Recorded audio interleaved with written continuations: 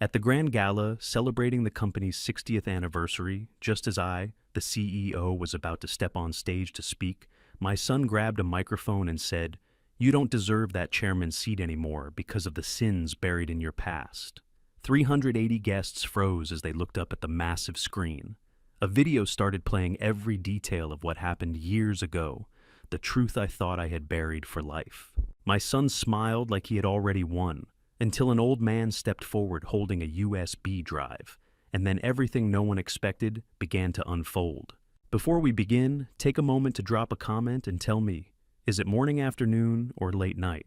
Where you are right now, I read every single comment, and your presence here truly means something. A quick note. Some details in this story are fictionalized to highlight the deeper lesson. What matters most is the message it carries. On the night of November 1st, 2025, at 9:30 p.m., my 29-year-old eldest son destroyed me in front of 380 people. I am Theodore Prescott, 56 years old, CEO of Prescott Holdings, worth $2.4 billion. I was standing at Table 1 in the Plaza Hotel Grand Ballroom, receiving the Industry Leader of the Year award when Sterling stood up. Sterling Prescott, my eldest son, wore a Tom Ford tuxedo and held a wireless microphone with the expression of a man about to commit patricide. My mother, Constance, 81 years old, in a cream Chanel suit and an 8-carat diamond ring, sat across from me, the Iron Lady who had ruled our family for 6 decades. Celeste, my wife of 30 years, sat beside me in a $14,000 emerald Cartier gown. Her hands trembled around a Bordeaux glass. Clarence Garrett, 71, and chairman of the board for 40 years, had just finished introducing me when Sterling's voice boomed through the ballroom speakers. "Before my father receives this award, there's something our whole family needs to know," Sterling said. His voice was calm, too calm. "And everyone here should know too, because transparency is Prescott's #1 value." I couldn't move. My legs had turned to concrete. "Sterling," my mother hissed. "Sit down now." He didn't sit. He opened his laptop. The 30-foot screen behind the stage lit up. First, an Ancestry DNA report. The words blurred for a second, then sharpened. Possible father. Paternity, 99.97%. Then a photograph. A 29-year-old man in a New York Philharmonic violinist's uniform. Black concert attire. A slight smile. And I saw it immediately, my great-grandfather's nose. The distinctive shape Richard Alexander Whitmore I had passed down through 4 generations. And the eyes, my own eyes, the same eyes I'd looked at in the mirror for 56 years. "This is my father's biological child, with a woman named Simone Delaney," Sterling said through the microphone. "My father has kept this secret for 30 years. The ballroom made a collective sound, 380 guests gasping as one. But I wasn't looking at them. I was staring at that face on the screen. Ronan Delaney, the caption read. Born March 1996. If that was my son, then she wasn't dead. In those 4 seconds 30 years, I spent placing white magnolias at Trinity Cemetery turned to ashes. I jumped to my feet. My hand slammed to the table. Gold tableware bounced 4 inches. The $4,800 Dom Perignon glass shattered on the plaza carpet. "She's alive!" I screamed. My voice broke. "Tell me, is she alive?" Tears were streaming down my face onto my Brioni tuxedo. I didn't care. 380 people were staring. I didn't care. My mother's face flushed red, then drained to deathly pale in 2 seconds. Her fingers gripped the silk napkin until her knuckles turned white. Celeste's hands shook. Bordeaux wine spilled across her gown, a red stain spreading across $14,000 of emerald fabric. Her lips trembled. She whispered something broken, barely audible. "Impossible. She's dead. I saw." She stopped, covered her mouth. Sterling's face changed. Confusion replaced certainty. "Wait," he said into the microphone. "What do you mean, Dad? She's dead, isn't she?" The Vivaldi Quartet had stopped playing. Margot Beaumont from the New York Times sat at table 11 with her camera raised. She would take 47 photos in the next 90 seconds. My mother stood abruptly. "Sterling, enough! Sit down now!" Her voice was steel. "One more word, and you're no longer a Prescott." Sterling opened his mouth, closed it. The microphone dropped from his hand. It screeched across the marble floor. That's when Vernon Townsend stood up. Vernon, 75 years old with silver hair and a black formal butler's suit, had raised me since I was 16. He'd been standing in the west corner of the ballroom 5 meters from table 1. Now, he took 6 slow, deliberate steps toward the center of the floor. He carried 3 things: a USB drive, a yellowed envelope, and a 4-page typed list. You're watching this unfold with me, 380 guests, the press, my family, and none of us know yet that the man in the black suit walking toward us has waited 30 years for this moment. "Enough, Sterling," Vernon said. His voice cracked with emotion I'd never heard from him in 40 years. "You don't know what you're saying. Mr. Theodore, I should have said this sooner. 30 years ago." My mother clung to the table edge. "Vernon, sit down. Now. You have no right." Vernon didn't sit. He raised the yellowed envelope. "Madam," he said quietly, "I kept silent for 30 years because you threatened to kill her if I spoke. I kept quiet. She lived, and tonight I cannot keep quiet anymore." The ballroom went silent. 380 people frozen. Vivienne, my pregnant daughter-in-law, in a plum Oscar de la Renta gown, sat at table 1 with her hand on her belly. I would learn later she had given Vernon that USB drive 12 minutes before this moment. Vernon stood in the center of the Plaza Grand ballroom, holding evidence that would destroy my mother and wife. Margot's camera clicked. Sterling's microphone lay on the floor, still live, amplifying the silence. I'll tell you what my family butler reveals next in 4 minutes. But before 380 Forbes elite guests and the press watch a fallen CEO break down, you need to know how I became this man. You need to know about the white magnolias I placed at Trinity Cemetery every September 14th for 30 years. You need to know about the fake tombstone with her name on it. You need to know why I screamed, "She's alive," like a man seeing a ghost. Before Vernon opens that yellowed envelope and plays the recording that will send my mother and wife to prison, before my eldest son realizes he's destroyed the wrong person, before I learn that the woman I mourned for 3 decades has been living 12 miles away in Brooklyn teaching piano. You need to go back with me. Go back 30 years. New York City. 1995. I was 26. She was 24. And everything was still intact. Every September 14th for 30 years, I woke at exactly 3:42 a.m. Let me show you what that looked like. September 14th, 2025. 2 months before the Plaza Gala. 2 months before Sterling would stand up with that microphone. I woke at 3:42 a.m. in the Prescott estate in Greenwich. My pillow was soaked with sweat. Beside me, Celeste slept undisturbed. She never asked about my September 14th absences. In 30 years of marriage, she never once asked. I dressed in the dark, gray wool pants, white Oxford, navy cashmere sweater. The same clothes every year, though I couldn't have told you why. The drive to Trinity Cemetery in Manhattan took 43 minutes at that hour. No traffic, just yellow streetlights and the hum of my Bentley on empty roads. Grave number 247 was in the northeast corner beneath a white oak tree. The headstone read, Simone Delaney, 1971 to 1995, 24 years old, beloved daughter. I placed white magnolias at the base of the stone. I always brought white magnolias, though I couldn't remember why. Then I sat on the wet grass for 20 minutes, my pants soaking through, and I whispered the same words I'd whispered for 3 decades. "I'm sorry," I said to the granite. "I don't know why I keep coming. I don't know what I'm apologizing for." The stone didn't answer. It never did. I drove home as the sun rose. Vernon was in the kitchen when I walked in at 7 a.m.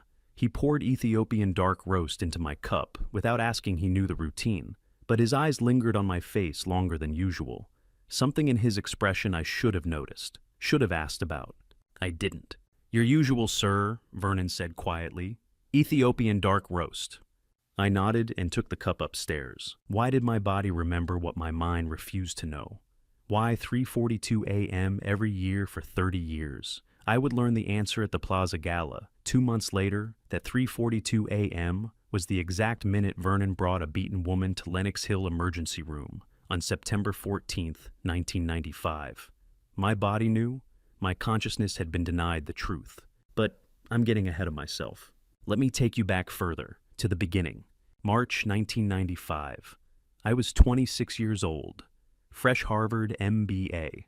First weekend of my adult life. I wasn't working towards something. My father had just promoted me to junior VIP at Prescott Holdings. $800 million empire. Legacy stretching back 4 generations. I should have been celebrating at the Yale Club or buying a penthouse in Tribeca. Instead, I walked into a basement jazz club on Bleecker Street at 11 p.m. on a Friday night. I don't remember why I went. Maybe I was running from something. Maybe I was looking for something. All I remember is the tungsten lights and the cigarette smoke and the music. And her. Simone was 24 years old in March 1995. Long brown hair that fell past her shoulders. Light brown eyes the color of honey when the dim stage lights caught them. Gray cardigan over a white t-shirt. Worn jeans. Fingers moving across the white keys of a 1962 Steinway upright like water. She was playing Errol Garner's Misty, head tilted slightly to the left, completely lost in the music. The basement was half full trust fund kids and artists who came to forget the world above. But I only saw her. I stayed for 3 hours. She played Errol Garner, Bill Evans, Thelonious Monk. Never spoke, never looked at the audience. Just played like she was alone in the room. At 2 a.m. the set ended. I left without talking to her. But I came back the next night. Second night she played Bill Evans' Peace Piece. I stayed until closing. Third night, Chopin's Nocturne No. 2. I sat at the same table 3rd row from the stage and memorized the way her shoulders moved when she played. Fourth night I finally spoke to her. She was at the bar after her 1:30 a.m., set drinking single malt whiskey neat. I'd rehearsed what to say for 3 nights. When I opened my mouth, everything I'd planned disappeared. "I've listened to you play 4 nights," I said. "I don't know what else to say, but I think I'll regret it for the rest of my life if I don't." She turned, looked at me, tilted her head the same way she did when she played. "That's either the best line I've ever heard or the worst," she said. Her voice was lower than I'd imagined. "Which one were you going for?" "I honestly don't know," I said. She smiled. "I'm Simone." "Richard, I lied. We talked until 4:47 a.m. About music, about Boston where she'd grown up, about escaping family expectations. Though I lied about mine. She told me she'd moved to New York at 22 with $400 and a piano scholarship she'd dropped out of. I told her I worked in finance, but didn't specify where. At 4:47 a.m., we walked 6 blocks to her apartment, 4th floor, Bleecker Street, number 4, B, red door, creaking stairs. A studio with a second-hand upright piano and a mattress on the floor. I was 26 years old, standing on Bleecker Street at 4:47 in the morning, with a woman whose name I'd just learned, and I thought I had forever. We dated for 8 months. I never told her I was Theodore Alexander Prescott III. I was just Richard who loved jazz and stayed until closing. Richard who showed up at her door with cheap wine and expensive lies. I thought I was protecting us. I thought if she didn't know about the money, about the family name, about the empire I was supposed to inherit, she'd love me for me. I was right about that, just not in the way I thought. 8 months, March through November, spring turned to summer, turned to fall. I'd spend weeknights at board meetings and country club dinners with Celeste, the woman my mother had chosen for me, and weekends in that 4th floor walk-up with Simone, pretending I was someone else. I didn't know those 8 months were all I'd have. I didn't know my mother would find out in August. I didn't know what she would do when she did. 30 years later, I can still smell the Camel cigarette smoke from that basement club. I can still hear her playing Misty. I can still see the way she tilted her head when she looked at me, like I was a puzzle she was trying to solve. And every September 14th for 30 years, my body woke at 3:42 a.m. to mourn a woman I thought was dead. When do you tell the woman you love that you've been lying about who you are for 4 months? July 1995, 4 months after that first night at the jazz club. 4 months of being Richard, just Richard who loved music and stayed until closing. I took her to Coney Island on a Sunday afternoon. Late July heat. The beach was half empty because everyone sensible was at the Hamptons or the Jersey Shore. We weren't sensible. We sat on wet sand near the water shoes, off watching the Ferris wheel turn in the distance. Seagulls cried overhead. Waves crashed and pulled back. The sand was cold and gritty beneath us. I took her hand. "I need to tell you something," I said. She turned to look at me, brown hair tangled from the wind, honey-colored eyes catching the late afternoon sun, gray cardigan over a white sundress. "That sounds serious," she said. "It is. I'd rehearsed this for 3 days. I'd practiced in the mirror. I'd written it down and torn up the paper. Now, sitting on wet sand with her hand in mine, everything I'd planned disappeared. I'm not who I said I was, I started. Her hand tensed. I'm not Richard. That's not my name. I lied to you because I was afraid. The waves kept coming. The Ferris wheel kept turning. My real name is Theodore. Theodore Alexander Prescott III. I watched her face. She didn't move. My father is Theodore II. My great-grandfather built Prescott Holdings 60 years ago. Real estate, development. My family's assets are $800 million. I'm the heir. I'm supposed to take over when my father retires. Still nothing, just the sound of waves. I hid it from you because I was afraid you'd treat me differently. I wanted you to love me for me, not for the name or the money or the empire I'm supposed to inherit. I wanted to be just Richard who showed up at your door with cheap wine. I wanted to be the guy who stayed until closing. Her hand went still in mine. 30 seconds passed. Felt like 30 years. Theodore, she finally said. That's your real name, Theodore. Yes. Is Theodore Alexander Prescott III? Yes. She pulled her hand away. My heart stopped. Then I saw the tears. They fell onto the wet sand between us. She wasn't crying loudly, just silent tears tracking down her face while she stared at the ocean. Say something, I whispered. Please. She turned to look at me. I love you, she said. Not your last name, not your family's money. I love you. The you who showed up 4 months ago and stayed through my entire set. The you who brings terrible wine and listens to me complain about broken piano keys. She clasped my hand again, tightly. But Theodore, her voice broke. I grew up in Yonkers. My father drove a taxi until he died when I was 16. My mother cleaned offices at night. I know what $800 million means. I know I'm not what your family expects. You're what I want, I said. That's not the same thing. She wiped her eyes with her free hand. If your family can't accept me, I don't want you to have to choose. I'll leave. I don't want to be the reason you lose everything. You're not a burden. I will be, to them. She looked at me. Are you sure about this? Are you sure about me? I was 26 years old, kneeling on wet sand at Coney Island, promising to protect a woman from a family I didn't yet know was capable of violence. I should have known. I should have seen what my mother was. But I was 26 and in love, and I thought love was enough. You're not a burden, I said. You're the future, my future. I took both her hands in mine, pulled her to standing. The sun was setting orange and purple, bleeding across the horizon. The Ferris wheel lights were starting to come on. I'll protect you, I said, from my family, from expectations, from everything. I promise. She looked at me for a long time. Then she stepped closer and put her arms around my neck. Okay? She whispered. Okay, Theodore. We stood there on Coney Island beach until the sky turned dark and the stars came out. Then we walked back to the subway, holding hands. Back to her 4th-floor apartment on Bleecker Street. That night she lay with her head on my chest in her studio apartment. Is your mother scary? She asked quietly. Will she hate me? I laughed. Actually laughed. Pulled her closer. I'll protect you, I said. I promise. She's traditional and demanding, but I'll handle it. I'll talk to her. I'll make her understand. When? Soon, not yet. Let me have a little more time with just us. Then I'll tell my family. I'll make them understand that you're not negotiable. She was quiet for a moment. I love you, Theodore, she said. I love you too. Have you ever made a promise you were certain you could keep? I had. I was wrong. The promise I made on that beach would haunt me for 30 years. The promise to protect her. The promise that I'd handle my family. The promise that love was enough. I made a promise at Coney Island that afternoon. I promised to protect her from my family, from expectations, from shame. I broke it. A month after that sunset, my mother would discover that Simone existed.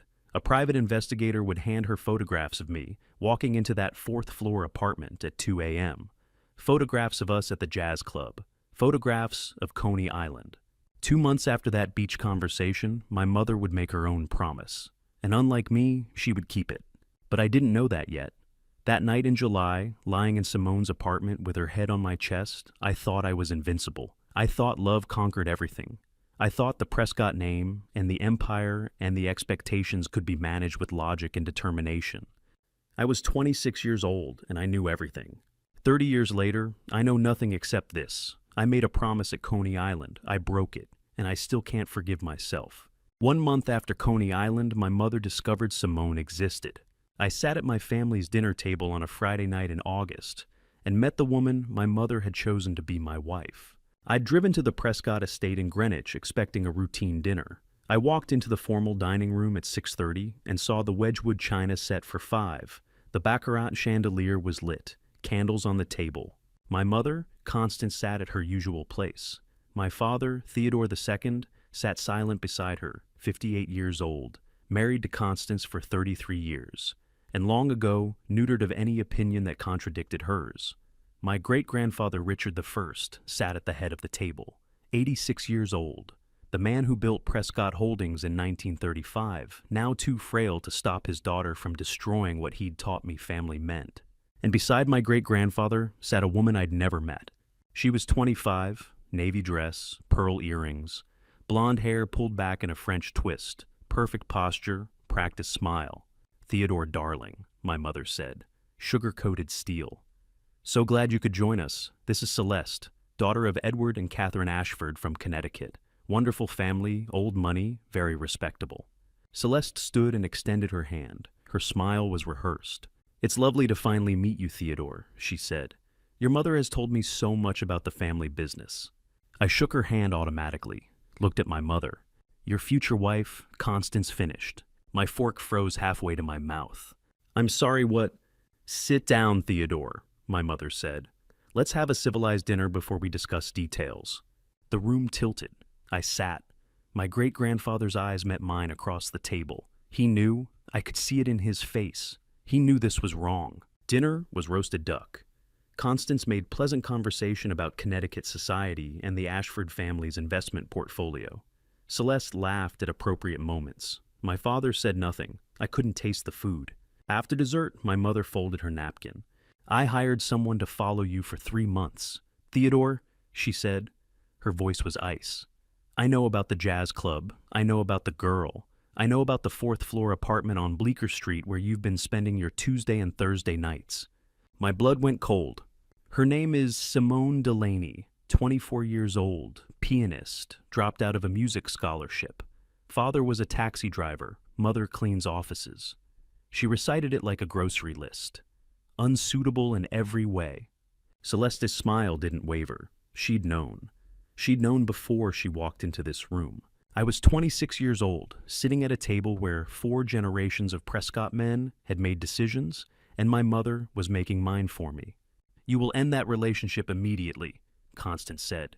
You will marry Celeste, 6 months from now, November. That is the only condition under which you remain a Prescott. No, I said. My mother didn't blink. Excuse me, I said no. My voice was shaking.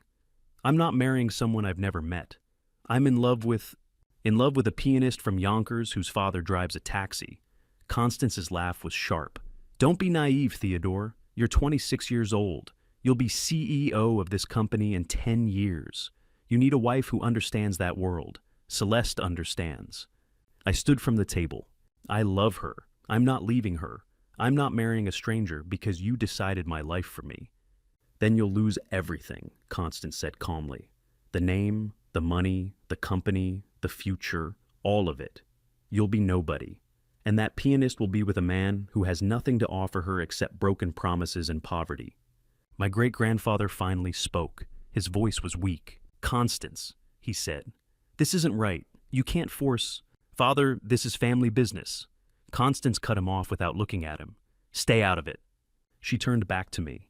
You have until the end of the month to decide. Marry Celeste or I'll have the lawyers draft disinheritance papers. You'll have nothing, and neither will she. I walked out. I drove back to Manhattan, back to Bleecker Street. Simone was practicing Chopin when I walked in. She looked up and smiled. You're early, she said. I thought Friday was family dinner. I couldn't tell her, not yet. I kissed her and told her I'd left early because I missed her. I said no for a week. I meant it. I thought I meant it. But my father called every day. The lawyers sent letters. My mother's deadline approached. And every time I looked at Simone in that 4th-floor walk-up with the second-hand piano and the mattress on the floor, I thought about what my mother had said. Without the Prescott name, I had nothing. No money, no connections, no future except what I could build from scratch. And Simone, who grew up in Yonkers with a taxi driver father and a mother who cleaned offices, would be with a man who couldn't protect her from poverty. My mother knew that. She'd already won. When does a man become complicit in his own cowardice? The moment he chooses money over love, or the moment he tells himself he's choosing for someone else's good?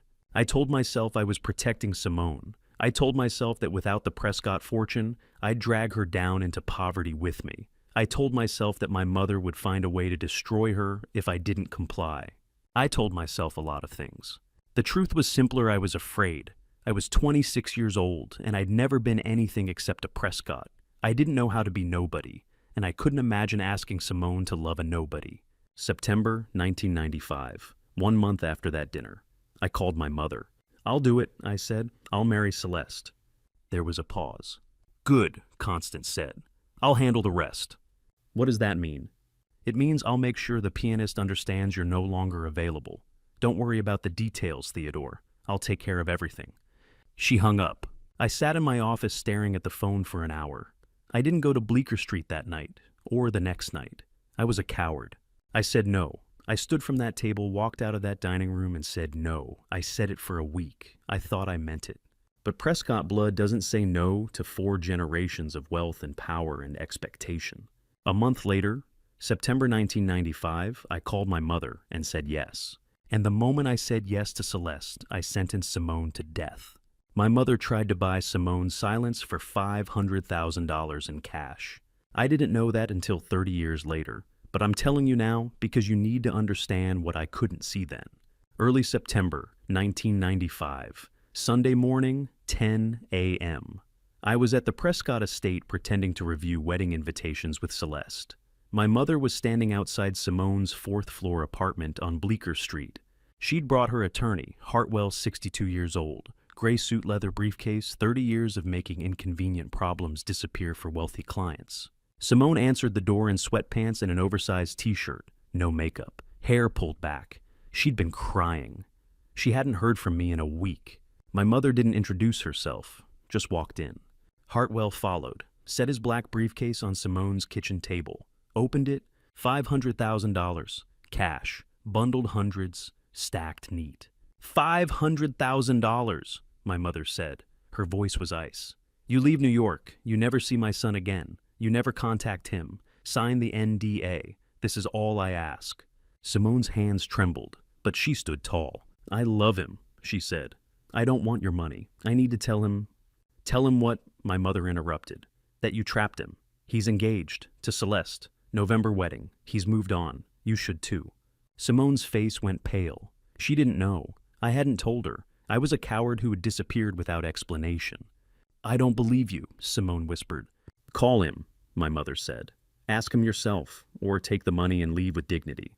Simone shook her head. Tears fell. "I don't care about the money. I love Theodore, and She stopped.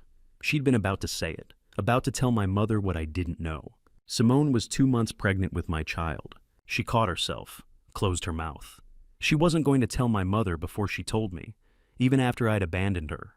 "I'm not leaving," Simone said quietly. "I don't want your money. I want to talk to Theodore." My mother stood, closed the briefcase. "Then you've made your choice," she said. She walked out. Hartwell followed. That's when my mother made her second call. A woman refused $500,000 because she loved a man who'd already chosen someone else. A woman protected a secret she should have revealed. A woman signed her own death warrant with principle. My mother sat in her black Mercedes outside that apartment building. She used the car phone, called Celeste.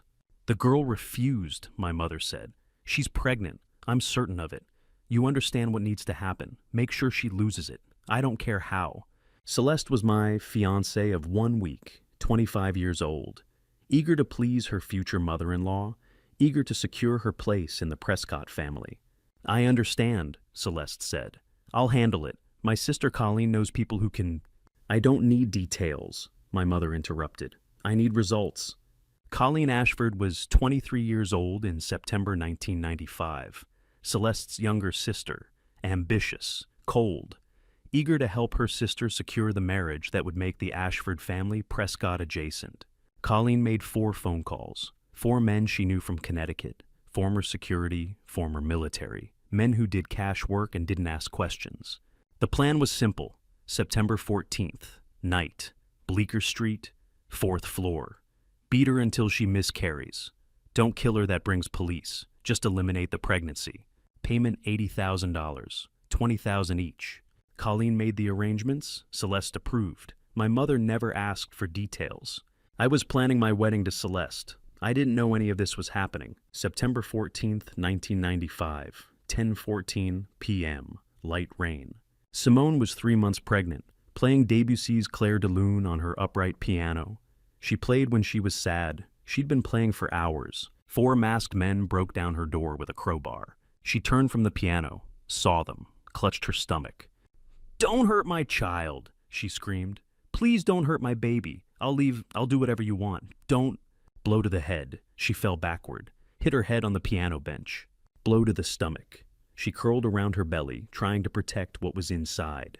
Another blow. Another. She collapsed on the carpet. Blood pooled around her head. Her hands were still clutched around her stomach. 90 seconds. That's how long it took to destroy 2 lives, the mother and the unborn child she was trying to protect. The men left, down the stairs, into a van, drove north on Bleecker. Celeste sat in a Lincolntown car 30 meters down the street. She'd been there the whole time, watching the 4th floor window, waiting.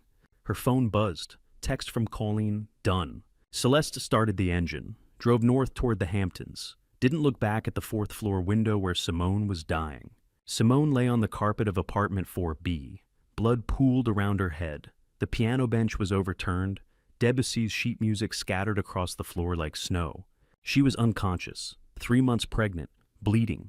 Nobody knew, nobody helped. I was asleep in Greenwich, in the estate, in my childhood bedroom. I'd gone to bed at 10 p.m., reviewing wedding seating charts. At 10:14 p.m., the exact moment Simone's head hit the floor, I had a dream I can't remember. My pillow was soaked with sweat when I woke at 3:42 a.m. I didn't know why. Simone lay there for 47 minutes. The rain got heavier. Thunder rolled over Greenwich Village. The 4th floor window of apartment 4B was dark. Her neighbors heard nothing, or if they did, they didn't care. New York in the 90s, you heard screams, you turned up your TV. 47 minutes. Blood soaking into the carpet, her hands still clutched around her stomach, breathing shallow, heart rate dropping. The baby inside her, my child, though I didn't know it existed, fighting to stay alive. She lay on the carpet of apartment 4B for 47 minutes before anyone found her. Blood pooled around her head. The piano bench was overturned. Debussy's sheet music scattered across the floor. Nobody knew, nobody helped, until Vernon came in. I wasn't there when Vernon saved her life. I was at home in Greenwich, in the Prescott estate, planning my wedding to the woman who'd ordered her death. Vernon was 45 years old in 1995. He'd raised me since I was 16. He knew me better than my own father did. And on September 14th, 1995, at 11:08 p.m., he saved the woman I loved. He was delivering contract papers to my old Bleecker Street address. I'd asked him to pick up mail I'd left behind when I stopped going there, when I abandoned Simone without explanation. He climbed the stairs to the 4th floor, heard groaning through the door of apartment 4B. Vernon broke the door down with his shoulder. He found her unconscious in a pool of blood. The piano bench was overturned. Debussy's sheet music scattered everywhere. Her hands were still clutched around her stomach. He checked her pulse. Weak, but there. He put his hand on her abdomen, felt movement. The baby was still alive. Vernon carried her down 4 flights of stairs, flagged a taxi on Bleecker Street, gave the driver a $100 bill, and told him to drive to Lenox Hill Hospital. They arrived at the emergency entrance at 3:42 a.m. September 15th. Dr. Elena Vasquez was the 25-year-old ER nurse who saved them both. She took one look at Simone, unconscious, blood-soaked, 3 months pregnant, and started barking orders. "She's lost a lot of blood," Dr. Vasquez said. "Blunt force trauma to head and abdomen. She's pregnant approximately 12 weeks. Get me 2 units O negative and prep for ultrasound. Now." Vernon stood in the waiting room for 6 hours. He didn't call me. He didn't call my mother. He made one phone call. To Hartwell. At dawn, 6:17 a.m. Hartwell arrived at Lenox Hill. He found Vernon in the waiting room. "How is she?" Hartwell asked. "Alive," Vernon said. "Barely. The baby survived. But if Mrs. Prescott knows she's alive—" "She can't know," Hartwell interrupted. Ever, or Constance will finish what she started. Vernon looked at him. You knew, Vernon said quietly. You knew what they were planning. Hartwell didn't deny it, just stood there in his gray suit with his leather briefcase. I brought papers, Hartwell said. $500,000. The girl was supposed to take it and leave. She refused. What happened after that, I didn't know the details. But I'm not surprised. Vernon carried a secret for 30 years that would have changed everything. He knew she was alive. He knew where she was, and he chose silence because silence kept her breathing. We need to make her dead, Hartwell said. Officially, death certificate, newspaper obituary, grave marker, everything Constance needs to believe the problem is solved. That's fraud, Vernon said. That's survival, Hartwell corrected. The girl disappears. New identity, new city. Constance gets her proof. Theodore gets his grief. Everyone moves on. And the girl stays alive. Hartwell spent $30,000 creating a fake death. Death certificate Simone Delaney. D.O.B. 1971. D.O.D. September 14th, 1995. Newspaper obituary. Young woman dies in Bleecker Street car accident. Grave marker Trinity Cemetery plot 247. Simone Delaney, 1971 to 1995. Beloved daughter. The watch my Cartier watch, the one I'd given Simone in July. Hartwell kept it as evidence. Proof for my mother that Simone was really dead. Simone woke up September 23rd, 9 days after the attack. She didn't remember what happened. Concussion and trauma had erased September 14th from her memory. She only remembered playing piano, then waking up in a hospital bed. Where's Theodore? She asked Vernon. Her hand went to her stomach. I need to tell him about Miss Delaney, Vernon said quietly. I'm sorry. Mr. Theodore is engaged to someone else. He's moved on. He asked me to tell you that he can't see you anymore.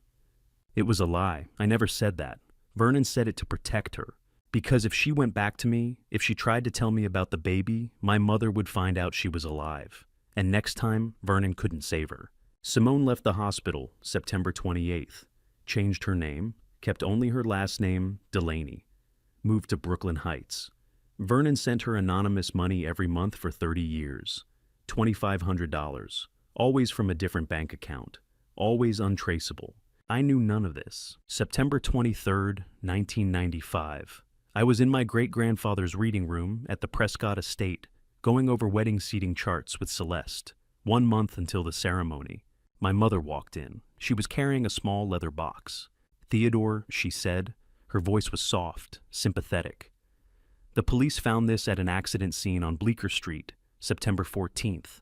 A young woman died. A car accident. I'm so sorry, darling. She opened the box. My Cartier watch, the one I'd given Simone, tank style, vintage 1985, engraved on the back for S always R. Richard, the fake name I'd used. My mother handed me a folded newspaper clipping. Simone Delaney, 24, died September 14th in single car accident on Bleecker Street. I read. My hands were shaking. No other vehicles involved. Police found no signs of foul play. The watch fell from my hand to the carpet. I collapsed into the Italian leather armchair. I cried for 47 minutes. My mother sat beside me. Celeste came in halfway through, put her hand on my shoulder. I should have protected her, I whispered. I promised I'd protect her. You couldn't have known Theodore, Celeste said. False sympathy. It was an accident. She was the woman who'd sat in a car 30 meters away, watching the attack she'd helped orchestrate. She was comforting me about the death she'd ordered. I held that Cartier watch in my hand and believed my mother when she said it came from the police.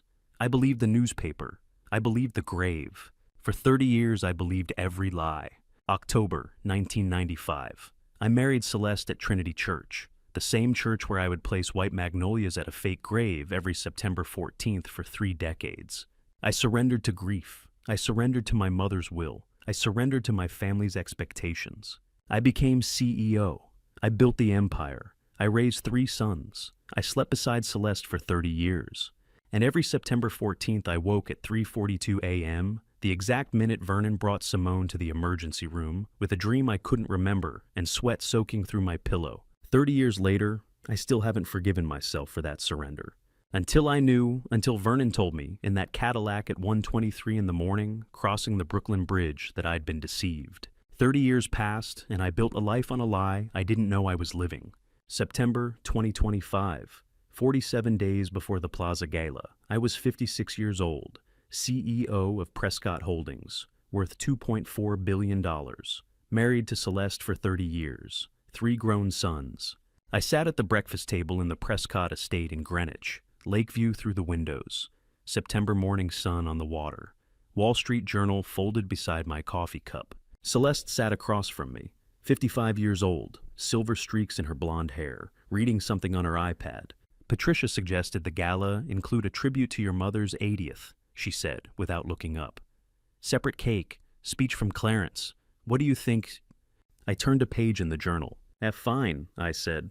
Whatever mother wants, it's her company as much as mine. Vernon poured coffee into my cup. He was 75 years old, silver hair, black formal suit. He had been with our family since before I was born. Your usual, sir, Vernon said. Ethiopian dark roast. His eyes lingered on Celeste for 2 seconds longer than necessary. I didn't notice. I was reading about interest rates. Vermon knew. He'd known for 30 years. He poured coffee for the woman who'd ordered Simone's death and served breakfast to the man who mourned her at a fake grave every September 14th. He watched us live our lie and said nothing, because saying something would have killed her. How does a man live 30 years in a lie without knowing? The same way a body wakes at 3:42 every September 14th. Knowledge buried so deep consciousness can't reach it. Late September 2025, 30 days before the gala. Prescott Tower, 52nd floor, conference room overlooking Central Park, floor-to-ceiling windows, mahogany table, 12 leather chairs. 4-hour planning meeting. My mother Constance sat at the head of the table, 81 years old, cream Chanel suit, 8-carat diamond ring catching the light. The Iron Lady, 6 decades ruling our family. Clarence Garrett sat to her right, 71. Chairman of the board for 40 years. Gray suit, steady hands. The man who would introduce me for the Industry Leader Award before Sterling stood up. Margaret Klein from the Plaza Hotel sat across from me, 52 years old, senior event planner, 28 years orchestrating Manhattan's elite celebrations. She had no idea she was planning the public destruction of the family paying her. The Plaza Grand Ballroom accommodates 380, comfortably, Margaret said, presenting her iPad. 38 tables of 10, Veuve Clicquot for cocktails, Dom Perignon for dinner, live string quartet, 30-foot video screen for the tribute montage, budget estimate $470,000 for the evening. Acceptable, my mother said. She straightened her Chanel jacket. This event will shake New York, 60 years of Prescott Holdings, my 80th birthday, Theodore's industry leader recognition, the Times, the Journal, Bloomberg, everyone will be there. Clarence reviewed the guest list on his tablet. Confirmed RSVPs from 3 Forbes 400 families, he said. 2 federal judges, the Manhattan DA, Goldman Sachs chairman. This will be the business event of the year. I signed the budget approval without reading it. $470,000 for a party where my eldest son would destroy me. I had no idea. Table arrangements, my mother said. She pulled up the seating chart. Table 1, immediate family. Theodore, Celeste, myself, the 3 boys, and Vivienne. Table 2, the Ashford Celeste's parents and sister. Table 5, Pastor Reyes from Trinity Church. I want everyone positioned perfectly for the photographs. The awards ceremony is scheduled for 9:15, Margaret said. Clarence will give the introduction, 5-minute speech, then the industry leader presentation, video tribute playing on the screen behind you. Very moving. Menu, my mother asked. Poached salmon for the first course, filet mignon for the main, chocolate soufflé for dessert, all paired wines. Perfect, my mother said. I approved everything. Wasn't really listening. I was thinking about quarterly reports, about the board meeting the following week, about whether Sterling was ready for more responsibility. Sterling, 29 years old, senior VP, my eldest son. He was planning a hostile takeover. I didn't know. He'd hired Barrett Finch, my middle son, to help expose my secret. I didn't know. He'd found Ronan Delaney through Ancestry DNA. I didn't know. I sat in that conference room approving $470,000 for a party where my eldest son would destroy me, and I had no idea. November 1st, Saturday. Margaret confirmed. Cocktails at 7 p.m., dinner at 8:30, Awards at 9:15. I'll coordinate with the New York Times photographer. This will be spectacular." My mother smiled, satisfied. 60 years, she said. My father-in-law Richard built Prescott Holdings in 1935. 90 years of family legacy. This Gala celebrates everything we've protected, everything we've built, everything she'd protected, including a 30-year-old murder conspiracy. "The press will love it," Clarence said. "Forbes already confirmed they're sending their senior business editor. Wall Street Journal wants an exclusive interview with you the week before." "To schedule it," I said. The meeting ended at 4:30 p.m. I signed the contracts, shook Margaret's hand, told her it all looked excellent. I rode the elevator down to the parking garage, got in my Bentley, drove home to Greenwich. Celeste was in the garden when I arrived. She asked how the meeting went. "Yes, fine," I said. "Everything's set. Mother's happy. Margaret says it'll be the event of the year." "Good," Celeste said. She was wearing gardening gloves, pruning roses. "I want everything perfect. Your mother deserves it." The woman who'd sat in a car watching men beat Simone unconscious said, "My mother deserved a perfect party." I kissed her cheek and went inside. Vernon was in the kitchen, making dinner. He looked at me. "Everything all right, sir?" he asked quietly. "I'm fine, Vernon," I said. "Just tired." He nodded, went back to chopping vegetables. He knew, he'd always known, and he was waiting. Waiting for November 1st, waiting for the moment when he could finally tell the truth. Constance was right about one thing: the event would shake New York. But it wouldn't shake New York because of our 60th anniversary, or her 80th birthday, or my Industry Leader Award. It would shake New York because in 47 days, Vernon would walk into the center of that grand ballroom with a USB drive and a yellowed envelope and reveal what she'd done 30 years ago. She was planning her triumph. She was building her own gallows. What's the price of vanity? $399, as it turns out. That's what it cost my wife to destroy everything we'd built on a foundation of lies. I didn't know any of this was happening when it happened. I learned it later after the gala, after Sterling's public execution of our family. I learned it from Celeste herself in our lawyer's office when she was trying to explain how the secret got out. She sat across from me in that 40th floor conference room and told me about the magazine article that started it all. August 27th, 2025. 11 p.m.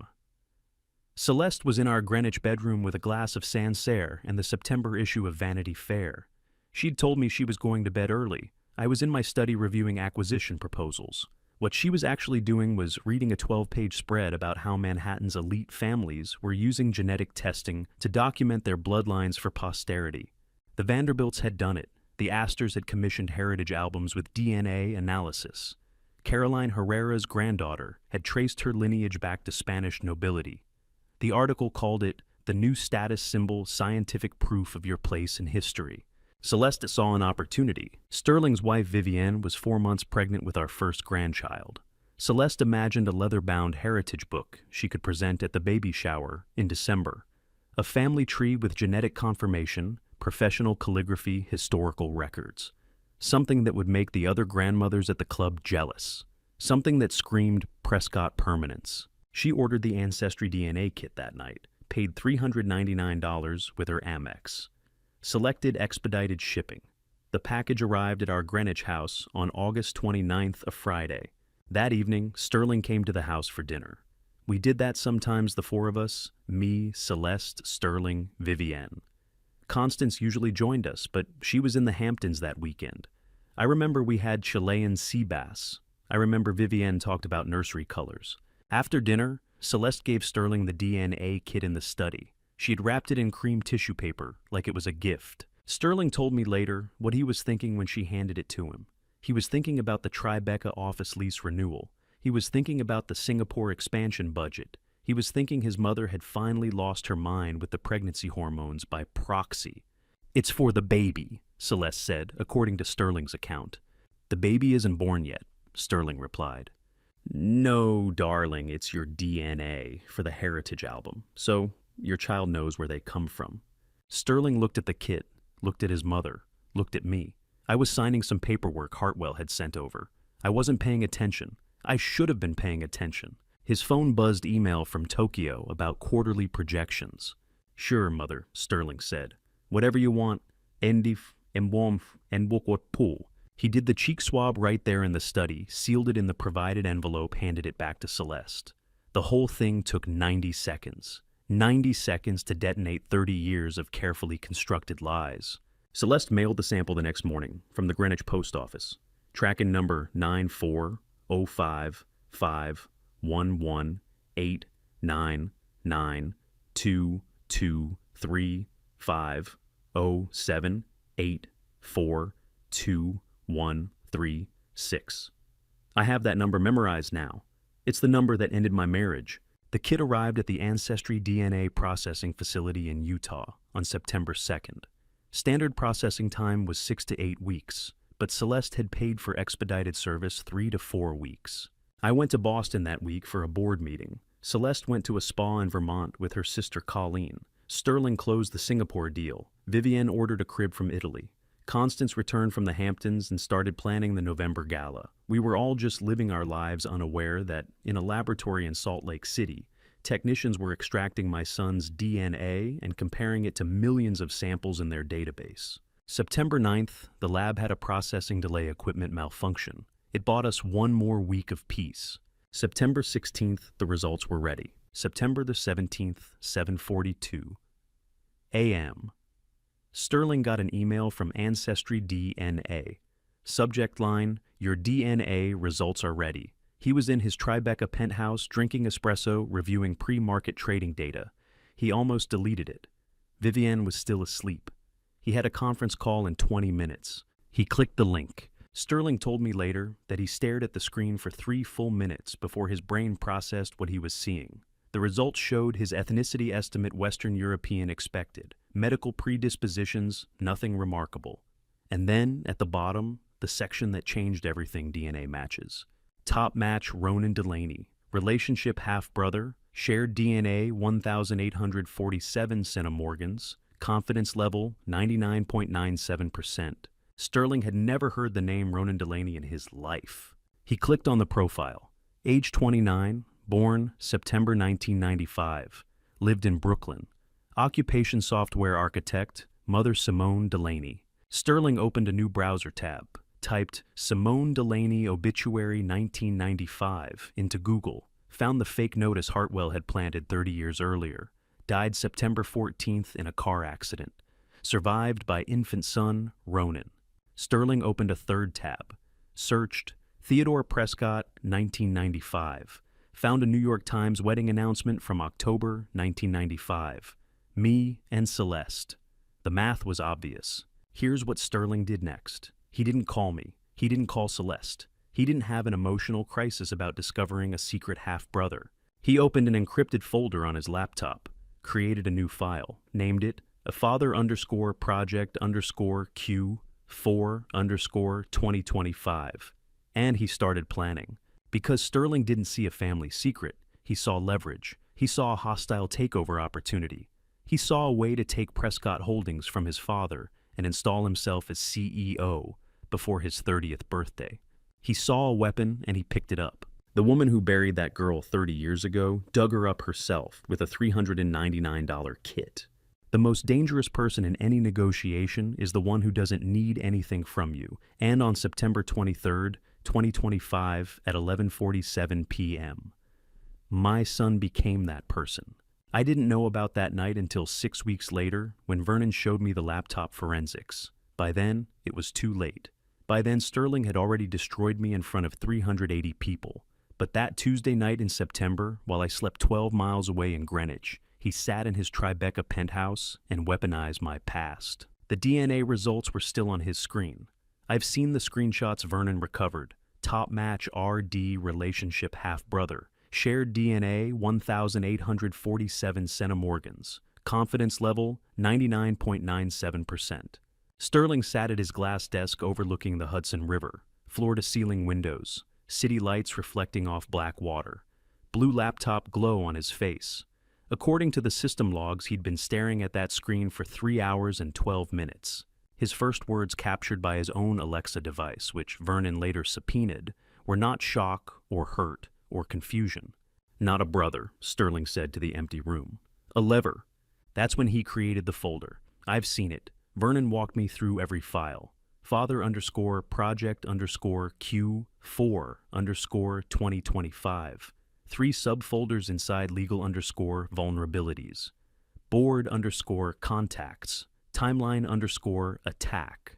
Military precision. Clinical detachment. My 29-year-old son analyzing the discovery of his secret half-brother the way he'd analyze a merger opportunity. Asset or liability. Cost versus benefit. Risk-adjusted return. He opened a new document, typed, question: can illegitimate biological son be weaponized for hostile takeover? Truster. Then he started calculating. I've spent 10 months trying to understand what happened in Sterling's head that night. Was there a moment, even 5 seconds, when he felt something human curiosity about his half-brother, anger at me for the lie, sympathy for the woman my mother tried to kill?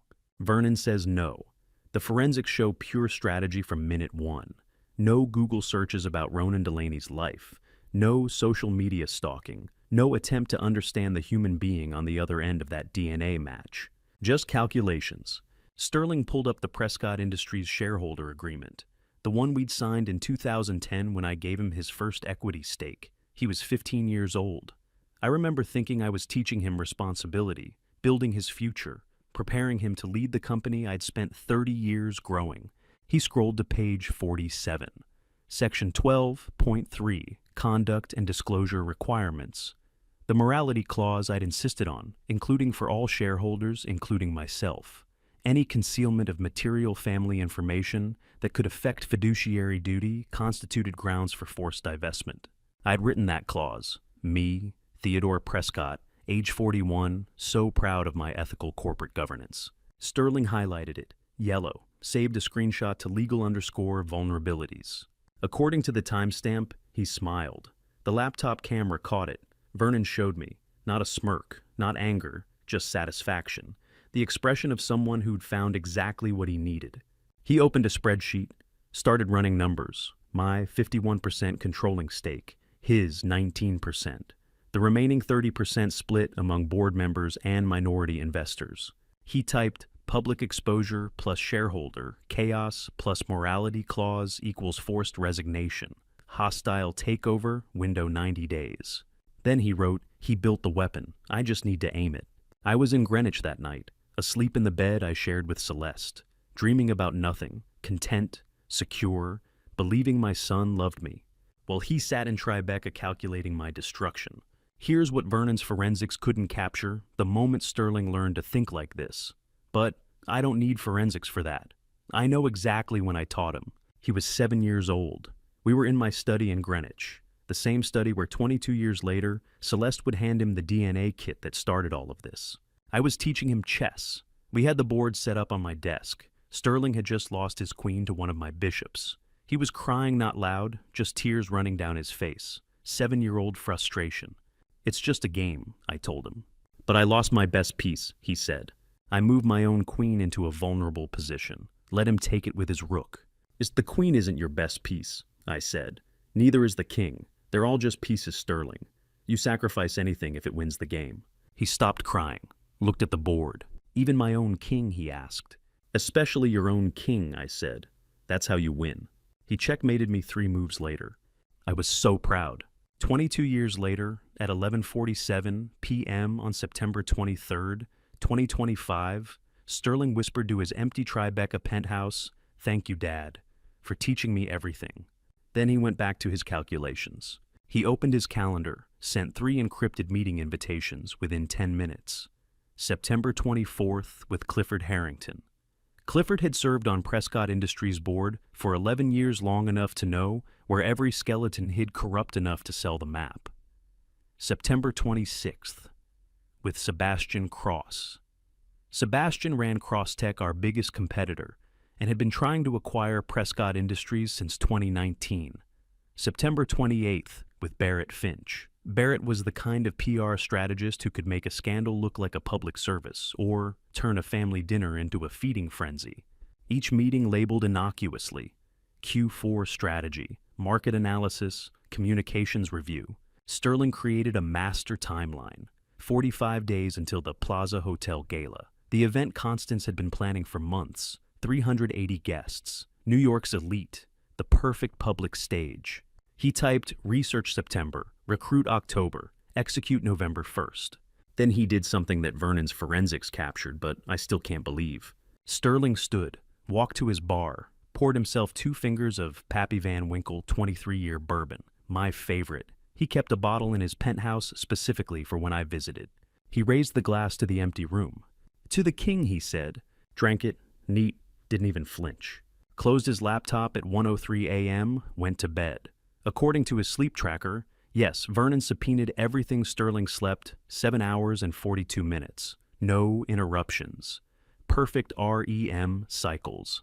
He slept like a man with nothing on his conscience. Because he didn't have a conscience. Not anymore. Maybe he never did. Maybe I raised something inhuman and just didn't want to see it. Maybe the 7-year-old who learned to sacrifice his own king was already broken and I was just too proud of my teaching to notice. The child I raised for 29 years became the scariest person I'd ever met. And I had no idea until that Saturday night at the plaza when he stood in front of 380 people and sacrificed his own king to win the game. The cruelest weapon in any war is the truth told halfway and on October 12th, 2025 at 9:47 p.m. My biological son heard his first lie about me. Sterling's first meeting was September 24th with Clifford Harrington. His second was September 26th with Sebastian Cross. But the third meeting, October 12th, with Barrett Finch, that's the one that haunts me. Because that's when they weaponized the son I never knew existed. Barrett was waiting at Penn Station, main concourse near the 7th Avenue exit, 9:30 p.m. Sunday night. The fluorescent lights made everyone look sick, commuters streaming past with weekend bags and coffee cups, train announcements echoing off the vaulted ceiling. Barrett had a photograph. Vernon showed it to me, later pulled from Barrett's phone records. A screenshot of Ronan Delaney's LinkedIn profile. Second chair violinist, New York Philharmonic. 29 years old. My son. Ronan emerged from the subway entrance carrying a violin case, black peacoat jeans messenger bag. He'd just finished evening rehearsal at Lincoln Center. According to the MetroCard logs Vernon subpoenaed, Ronan took this route every Sunday night.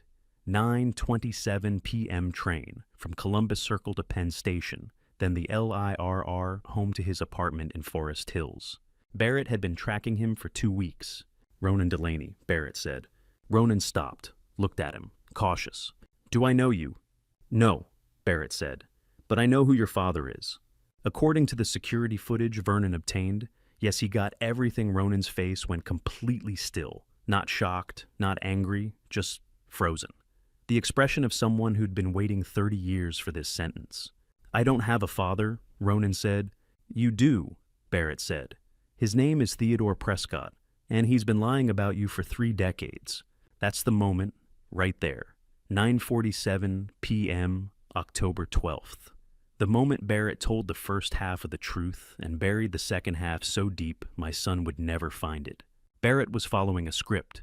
Vernon recovered it from Sterling's encrypted files. Every word planned, every pause calculated. Sterling had written it himself. Surgical precision targeting Ronan's exact vulnerability. My mother never told me his name, Ronan said. His voice was quiet, Penn Station chaos flowing around them. She died when I was born. I know, Barrett said. September 14th, 1995. Car accident. Theodore Prescott abandoned her 2 weeks before you were born. She was 24 years old. He was 26. He came from money. She came from nothing. He left her to die alone. Every sentence was truth. Every sentence was a lie. Yes, Simone died September 14th. Yes, she was 24. Yes, I was 26. Yes, I came from money. But I didn't abandon her. I didn't know she was alive. My mother tried to have her killed. My wife's sister helped arrange the attack. Hartwell faked her death. Vernon saved her life and hid her from me for 30 years. Barrett didn't mention any of that. How do you know about my mother? Ronan asked. Barrett smiled, the smile of someone about to deliver a line Sterling had written specifically for this moment. Because Celeste Prescott is my mother, Barrett said, Theodore's wife, and she told me everything he did to yours. That was the twist, the script's masterpiece, making Celeste the truth teller, positioning her as Ronan's ally, hiding the fact that Celeste had ordered the attack that nearly killed Simone and destroyed both our lives. Ronan set down his violin case, leaned against the wall, put his hand over his mouth. "I need to sit down," he said. They went to the Amtrak waiting area, sat on the plastic chairs under the departure board. Barrett bought him water from a vending machine. "Why are you telling me this now?" Ronan asked. "Because Theodore Prescott is being honored at a gala in 3 weeks," Barrett said.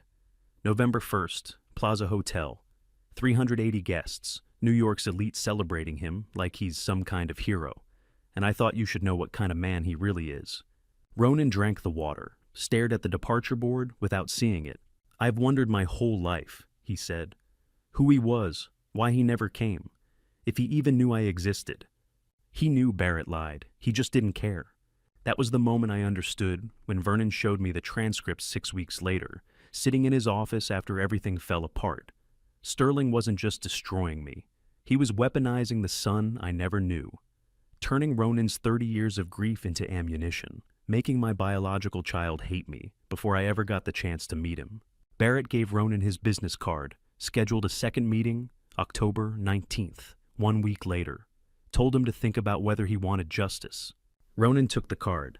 3 hours later, 11:15 p.m. Sterling was 47 floors above Fifth Avenue in Sebastian Cross's glass conference room. Manhattan skyline glittering through floor-to-ceiling windows, mahogany table, leather chairs, the smell of expensive cigars and older money. Clifford Harrington sat across from Sterling, with 14 pages of agreements spread in front of him. 6 months as CEO, Clifford said, reading the terms. "Then you take chairman's seat. That's the deal, was está?" "And that's the deal," Sterling said. 14 pages, sign everyone. Sebastian Cross stood by the window, silent, watching. He'd already signed his portion White Knight investor fallback position if the hostile takeover hit legal complications. 20% equity stake, $600 million commitment. Clifford picked up the pen. Mont Blanc, Sterling's gift. The kind of detail my son never missed. "And Theodore's 51%, Clifford asked. "Goes to the company for restructuring," Sterling said. "You'll manage the transition. I'll manage the vision. Sebastian manages the capital. Everybody wins." "Except Theodore," Clifford said. Sterling smiled. "Except Theodore?" Clifford signed page 1, then page 2, then 3, 4, 5, the sound of pen on paper, each signature another nail in what he thought was my coffin. He signed all 14 pages in 12 minutes. Sterling shook his hand. Sebastian poured scotch. They toasted the future of Prescott Industries under new management. None of them knew what I'd signed in 2022. You're wondering why I didn't see this coming. So was I. Until Vernon showed me what I'd signed 3 years earlier. Third quarter 2022 routine audit authorization. Board compliance review. External contact documentation for all shareholders and board members. Every meeting, every consulting fee, every conversation with potential acquirers. Clifford's 11 meetings with Sebastian Cross between 2022 and 2025. $50,000 per consultation, $550,000 total, off the books, undisclosed. All documented, all time-stamped, all sitting in a legal file Clifford forgot existed. Clifford signed 14 pages that night. He forgot one thing I'd also signed 14 pages. In 2022, nobody has forgotten more than him. What would you do if you found proof your mother destroyed the woman you loved, and you had 7 days to decide whether to look? Clifford signed his future away on October 12th. I didn't know that yet. Wouldn't know for 3 more weeks. But on October 25th, 1 week before the Plaza Gala that would destroy everything I got my chance to know. I got my chance to ask the right questions. I got 7 days to stop what was coming. I chose not to look. Constance called me to her reading room that Saturday afternoon. 3:47 p.m. October light streaming through the tall windows of the Greenwich estate. She was sitting in her wingback chair with a stack of note cards working on her 81st birthday speech for the gala. She'd asked me to come help her organize the family stories. "The photos from your father's 60th birthday should be in there," she said, pointing to the Mosler safe behind her desk. "Second shelf, the Burgundy album. I'd opened that safe 1,000 times. Knew the combination by heart. My father had installed it in 1957 original model, built like a bank vault. Constance kept the important things there, legal documents, jewelry, photo albums from the decades when our family still looked happy. I spun the dial. 23 right, 41 left, 17 right. The bolt clicked. Heavy door swung open with that particular smell old metal and preserved air and leather binders that hadn't seen daylight in years. The albums were on the second shelf exactly where she said. I pulled out the burgundy one. September 1987, my father's 60th birthday party. 300 guests at the Greenwich estate. I was 18 years old in those photos. Still believe my parents' marriage was real. My hand touched something underneath the album stack. Brown leather file folder, legal size. I pulled it without thinking. The way you pull something that's slightly out of place. The way you straighten a picture frame that's tilted 1 degree. I should have closed the safe the moment my hand touched that leather, but I opened it instead. The first page was a typed invoice, Hartwell Legal Services letterhead. Date, October 2nd, 1995. Amount $185,000. Paid in full. My heart kicked against my ribs. Sweat broke across my temples. My hands started trembling before my brain understood why. I read 3 lines down. R.E.S. Delaney Matter. Arrangements as discussed. Services rendered September 14th to 30th, 1995. S. Delaney. Simone Delaney. The woman I was supposed to forget. The woman who died in a car accident 30 years ago. The woman whose grave I visited every September 14th at 3:42 a.m. because that was the time the police said she died. Her name, on an invoice, in my mother's safe.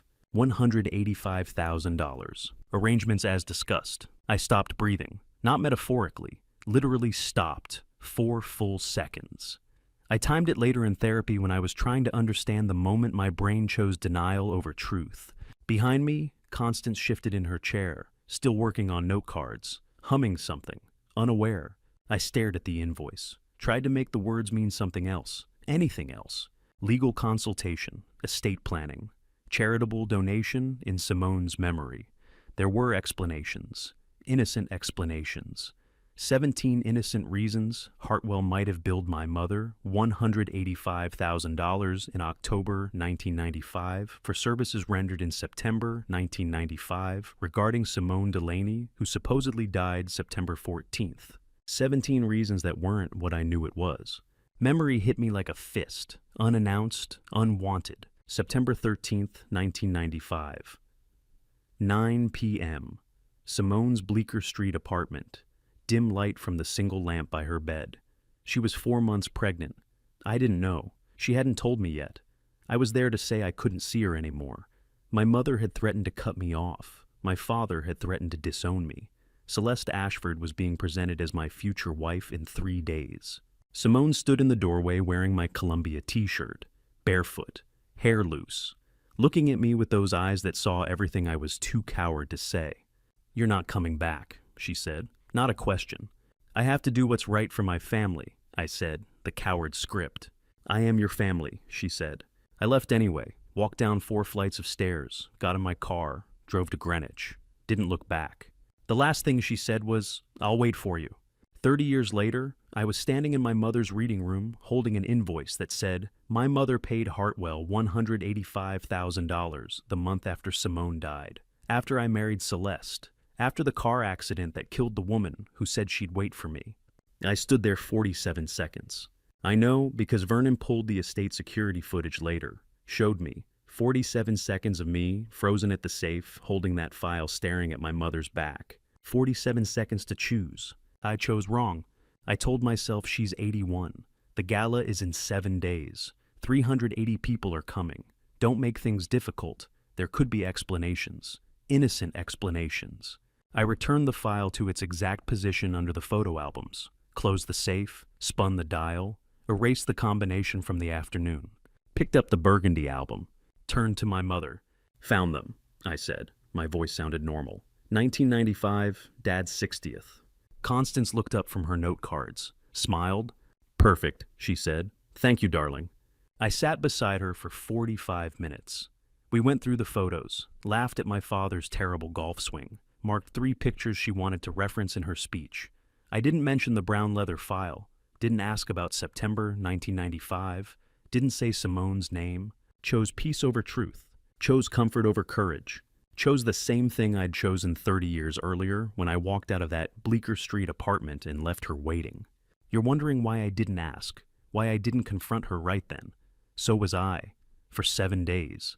Until November 1st, when I understood I already knew.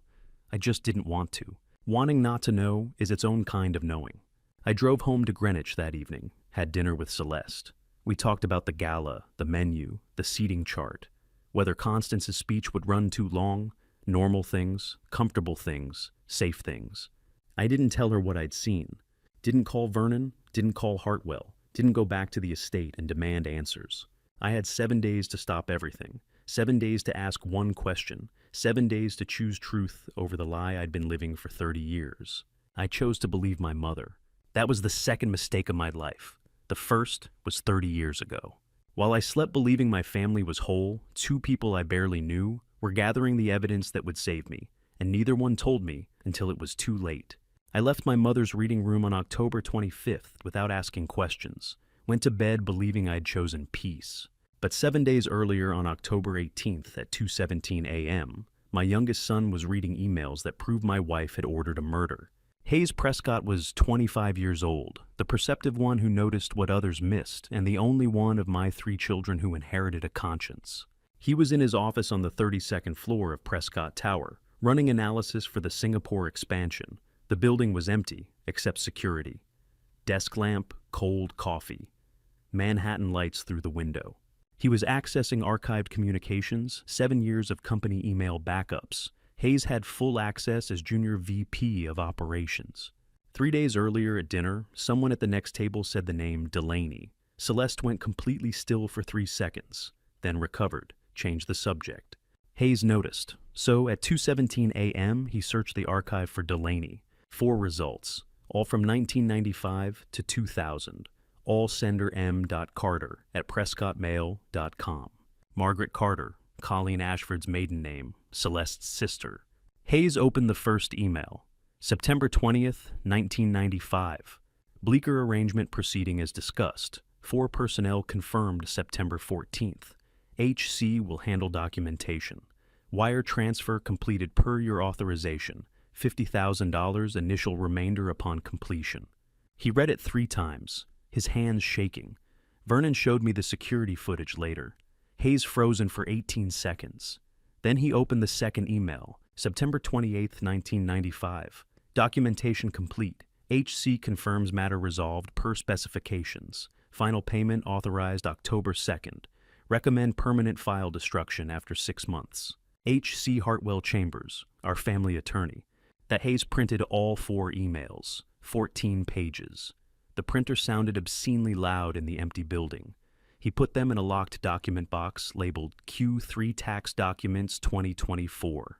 Hid it in his office closet, told no one. Hayes tried to tell me twice. October 19th at breakfast, October 22nd at the office. Both times I was too busy with gala preparations. "And Dad, can we talk about something important?" he asked. "After the gala," I said.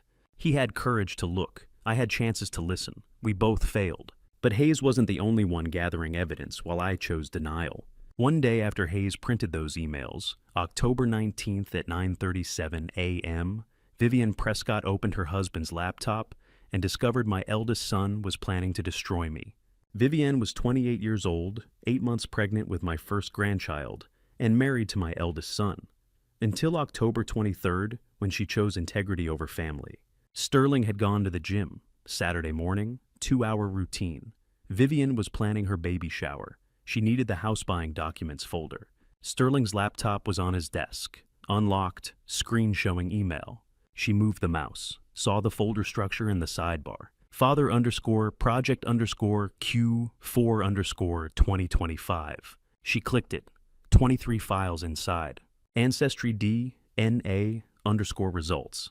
_Sterling _Prescott .pdf. Ronan _Delaney _profile _surveillance .docx. Board _bribery _Clifford _Harrington .pdf. Cross _capital _commitment _agreement .pdf. legal underscore vulnerabilities underscore morality underscore clause dot docx. Timeline underscore execute underscore November underscore 1.xlsx. Vivian opened every file, read every email, every calculation Sterling had made about destroying his father for $1.2 billion. 90 minutes straight. She felt faint for half a second, hand on her belly, felt the baby kick, kept reading. She was 8 months pregnant with my grandchild and chose justice over comfort. I couldn't do that with 7 days. I held that invoice and chose my mother. Vivian held that laptop and chose truth. At 10:15 a.m., she made 3 cold decisions. First, back up the entire folder to USB drive. Delete the backup log. Return the laptop to exact position. Second, sign divorce papers before the gala. File with attorney. Don't tell Sterling. Let him find out publicly with no warning. Third, get the USB to Vernon Townsend at the plaza on November 1st, during cocktail hour, before Sterling's attack. She sat with her hand on her belly and whispered to the baby, "I won't let you grow up thinking this was okay." The baby kicked again. 10:43 a.m. The moment she decided. She also called Margaret Klein at the plaza, the event planner, asked if there was any way to add a private note to my place setting. Margaret said she'd find a way. Vivienne made 3 decisions in 32 minutes that saved my company and cost her marriage. I didn't know any of this was happening. Hayes had 14 pages in a locked box. Vivienne had a USB drive with Sterling's entire conspiracy, both trying to protect me, neither telling me directly. Because I'd made myself impossible to tell. Too busy, too distracted, too committed to the comfortable lie. On October 23rd, 5 days after discovering her husband's plot, Vivian met with her attorney, signed divorce papers in a conference room overlooking Central Park, cited irreconcilable differences, requested sole custody with supervised visitation. Sterling didn't know. Vivian went home that afternoon and made him dinner. They talked about baby names. He put his hand on her belly and felt his child kick, smiled, told her he loved her. She smiled back, didn't mention the papers. Vivian arranged for service on November 1st, at the Plaza Hotel, during the gala. The server would hand Sterling the envelope at his table at exactly 9:45 p.m. The same moment Sterling was planning to expose my illegitimate son in front of 380 people. My son orchestrated my public destruction. His wife orchestrated his private one. Neither told their target in advance. At the plaza, we were both ambushed. My daughter-in-law signed divorce papers on October 23rd, 2025. My eldest son didn't know until the paper was placed on his table at the plaza on November 1st. For 30 years, I mourned a ghost. While 12 miles away, she taught piano to children and raised my son, both of us wearing half of the same broken watch. Vivian signed divorce papers on October 23rd. Sterling had no idea. But I had no idea about something bigger. The woman I'd mourned for 3 decades was alive in Brooklyn Heights, 12 miles from my Greenwich estate, living a life I knew nothing about. Simone Delaney changed her identity after September 1995. Not completely, she kept the surname Delaney, the one I'd known her by. But everything else disappeared. The jazz pianist from Bleecker Street vanished. In her place, a piano teacher at Brooklyn Heights School of Arts, $58,000 a year, 3rd floor apartment at 17 Pierrepont Street. 32 square meters, 1 bedroom. Yamaha upright piano against the wall facing the window. Morning light through cotton curtains. Photos of Ronan, from infant to New York, Philharmonic violinist covering every surface. She raised him alone. Ronan asked about his father, the way all children ask. Age 7, 12, 19, 24. Different words, same question. Who is my father? Simone gave the same answer for 29 years. As someone who made a choice, that's all you need to know. She answered that question for 29 years. I didn't know the question existed. Simone believed I chose Celeste willingly, chose the Prescott name over her, chose $800 million over love. She didn't know about Constance's threats, didn't know about the 4 men who attacked her, didn't know Hartwell faked her death, didn't know I spent 30 years visiting Trinity Cemetery, grave number 247 every September 14th at 3:42 a.m. She thought I walked away. I thought she was dead. Vernon knew both truths and kept them from both of us for 3 decades. But Vernon did more than keep secrets. He kept Simone alive. Starting October 1995, 1 month after the attack, Simone received an envelope in her mailbox every month. Always the same. White business envelope. No return address. Postmarked Atlanta. Inside $2,500 bills. $2,500 every month for 30 years. $900,000 total. The envelope came from AAA, Atlanta Financial Services, a company that didn't exist, a proxy Vernon created, money from his own inheritance. His grandfather had left him $2 million when he turned 21. Vernon spent nearly half of it keeping Simone alive, while I believe she was dead. Simone never knew the source. She assumed it was legal settlement from the September incident she couldn't remember clearly. The head injury from the attack had stolen 3 days of memory. She remembered August 1995, remembered being pregnant, remembered waking up in Lenox Hill Hospital September the 17th, with Vernon sitting beside her bed, saying he'd found her on Bleecker Street. She didn't remember the 4 masked men, didn't remember the attack, didn't remember nearly dying. The monthly envelope arrived like clockwork. She opened each one with the same question. From who? She asked that question for 30 years. Never found the answer until after the gala, when Vernon finally told her everything. He saved her twice. Once with his hands in September 1995, carrying her to his car, rushing her to Lenox Hill Hospital, refusing to let her die. Once with his money for 30 years, $900,000 in $100 bills mailed from a fake company in Atlanta. I spent 30 years wearing black ties on September 14th and achieved nothing. Vernon spent $900,000 and saved 2 lives, Simone's and Ronan's. But the envelope that came in October 2010, 15 years after the attack, 15 years before the gala, that the envelope contained something different. Simone opened it expecting cash, found half a watch instead. Vintage Cartier, black leather strap, gold buckle, broken. The leather torn where the clasp had been, the buckle bent.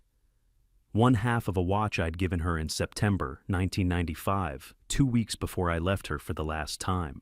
She held it in her hands and cried for 3 days. She recognized it immediately, the watch I'd bought her after she told me she was afraid time was running out for us. I'd said time couldn't run out if we held on to it together. Romantic nonsense from a 26-year-old heir who thought money could solve everything. She'd been wearing it the night of September 14th when the 4 men attacked her. It broke in the struggle. Vernon found it on Bleecker Street split in half, leather-torn clasp separated. He kept both halves for 15 years. Then, in October 2010, he sent 1/2 to Simone in the monthly envelope. The other half he brought to me at the Greenwich estate, claiming he'd found it in storage during inventory. "I thought you'd want this back," Vernon said. "Found it in your father's desk. Old Cartier, broken clasp." I took it, stared at it, felt something break open in my chest. "Where did this come from?" I asked. "Aim Estate Storage." Vernon lied. "Been there years. I wore it every day for 15 years. A broken Cartier watch on my wrist. I thought it was metaphor for time stopping when she died. It was connection to the woman living 12 miles away. Poetry is wasted on the ignorant." Simone kept her half in the drawer by her bed, took it out sometimes, held it, wondered who'd sent it and why. We were both wearing pieces of the same watch for 15 years, 12 miles apart. Neither knowing the other had the matching half. Neither knowing we were still connected by this broken thing Vernon had split between us. October 2018, 7 years before the gala, Simone saw my face on television. CNBC, third quarter earnings announcement. I was 49 years old, standing at a podium discussing Prescott Industries' growth projections. She was watching in her Brooklyn apartment. Muted, TV, October afternoon light.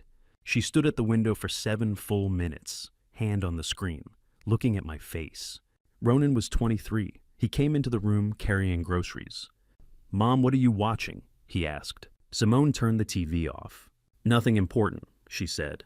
She saw my face, knew I was alive, successful, intact, and still said nothing to our son. Still chose silence over truth. Still believed I'd chosen my world over hers voluntarily. She kept that silence for 7 more years, until Barrett Finch approached Ronan at Penn Station in October 2025 and told him half the truth about his abandoning father. By then, it was too late to correct the lie with love. The truth came out as weapon instead. She kept half a Cartier watch strap for 15 years in a drawer by her bed. The other half I wore on my wrist every day. I had no idea we were still connected. On the night I was destroyed, I stood in the Plaza Hotel foyer, shaking 380 hands, and believed my family loved me. We wore matching halves of a broken watch for 15 years, Simone and I 12 miles apart. But on November 1st, 2025, at 7 p.m., I wasn't thinking about broken watches or parallel lives. I was standing in a tuxedo greeting guests for the Prescott Industries Centennial Gala, and everything appeared perfect. The Plaza Hotel Grand Foyer, marble floors, crystal chandeliers throwing light across 380 people in black tie, Celeste beside me in midnight blue Valentino, Constance on my other side in champagne silk, 81 years old and radiant, Sterling Hayes Vivienne moving through the crowd with champagne flutes and practiced smiles. I shook every hand, made every introduction, played the role I'd rehearsed for 56 years. The Forbes editor congratulated me on the Industry Leader Award. The New York Times publisher mentioned the feature story running Sunday. The Goldman Sachs chairman discussed fourth quarter projections. Everyone said the right things. I said the right things back. Veuve Clicquot, Vivaldi String Quartet, October roses and crystal vases on every surface. The kind of evening that costs $470,000 and looks effortless. I felt blessed. That's the word. Blessed. My company at its peak. My family intact. My mother's 81st birthday tribute planned for after dinner. The Prescott name secured for another generation. I felt blessed. 4 minutes later, a waiter would warn me. I wouldn't listen. That's the pattern of my life. Warnings ignored until too late. 7:42 p.m. I was standing near the champagne station. Brief pause between greeting the last arrival and moving to the ballroom for dinner. Adjusting my bow tie. Checking my watch, the broken Cartier. I wore every day without understanding why. A waiter approached. White serving jacket. Young, maybe 25. I didn't recognize him from the Plaza staff I'd worked with planning the event. He leaned close, whispered, "Sir, be careful tonight. Watch your eldest son." Then he vanished into the crowd before I could respond. I turned, looked for him, saw nothing but 380 guests in constant motion, black tie and champagne and conversation. I adjusted my bow tie again, muttered to myself, Am I imagining things too much champagne on empty stomach? Dismissed it. The way I dismissed the invoice in my mother's safe. The way I dismissed Hayes trying to tell me something important. The way I dismissed every warning for 30 years. Third warning in 2 weeks. The invoice. The intuition. The waiter. I ignored all three.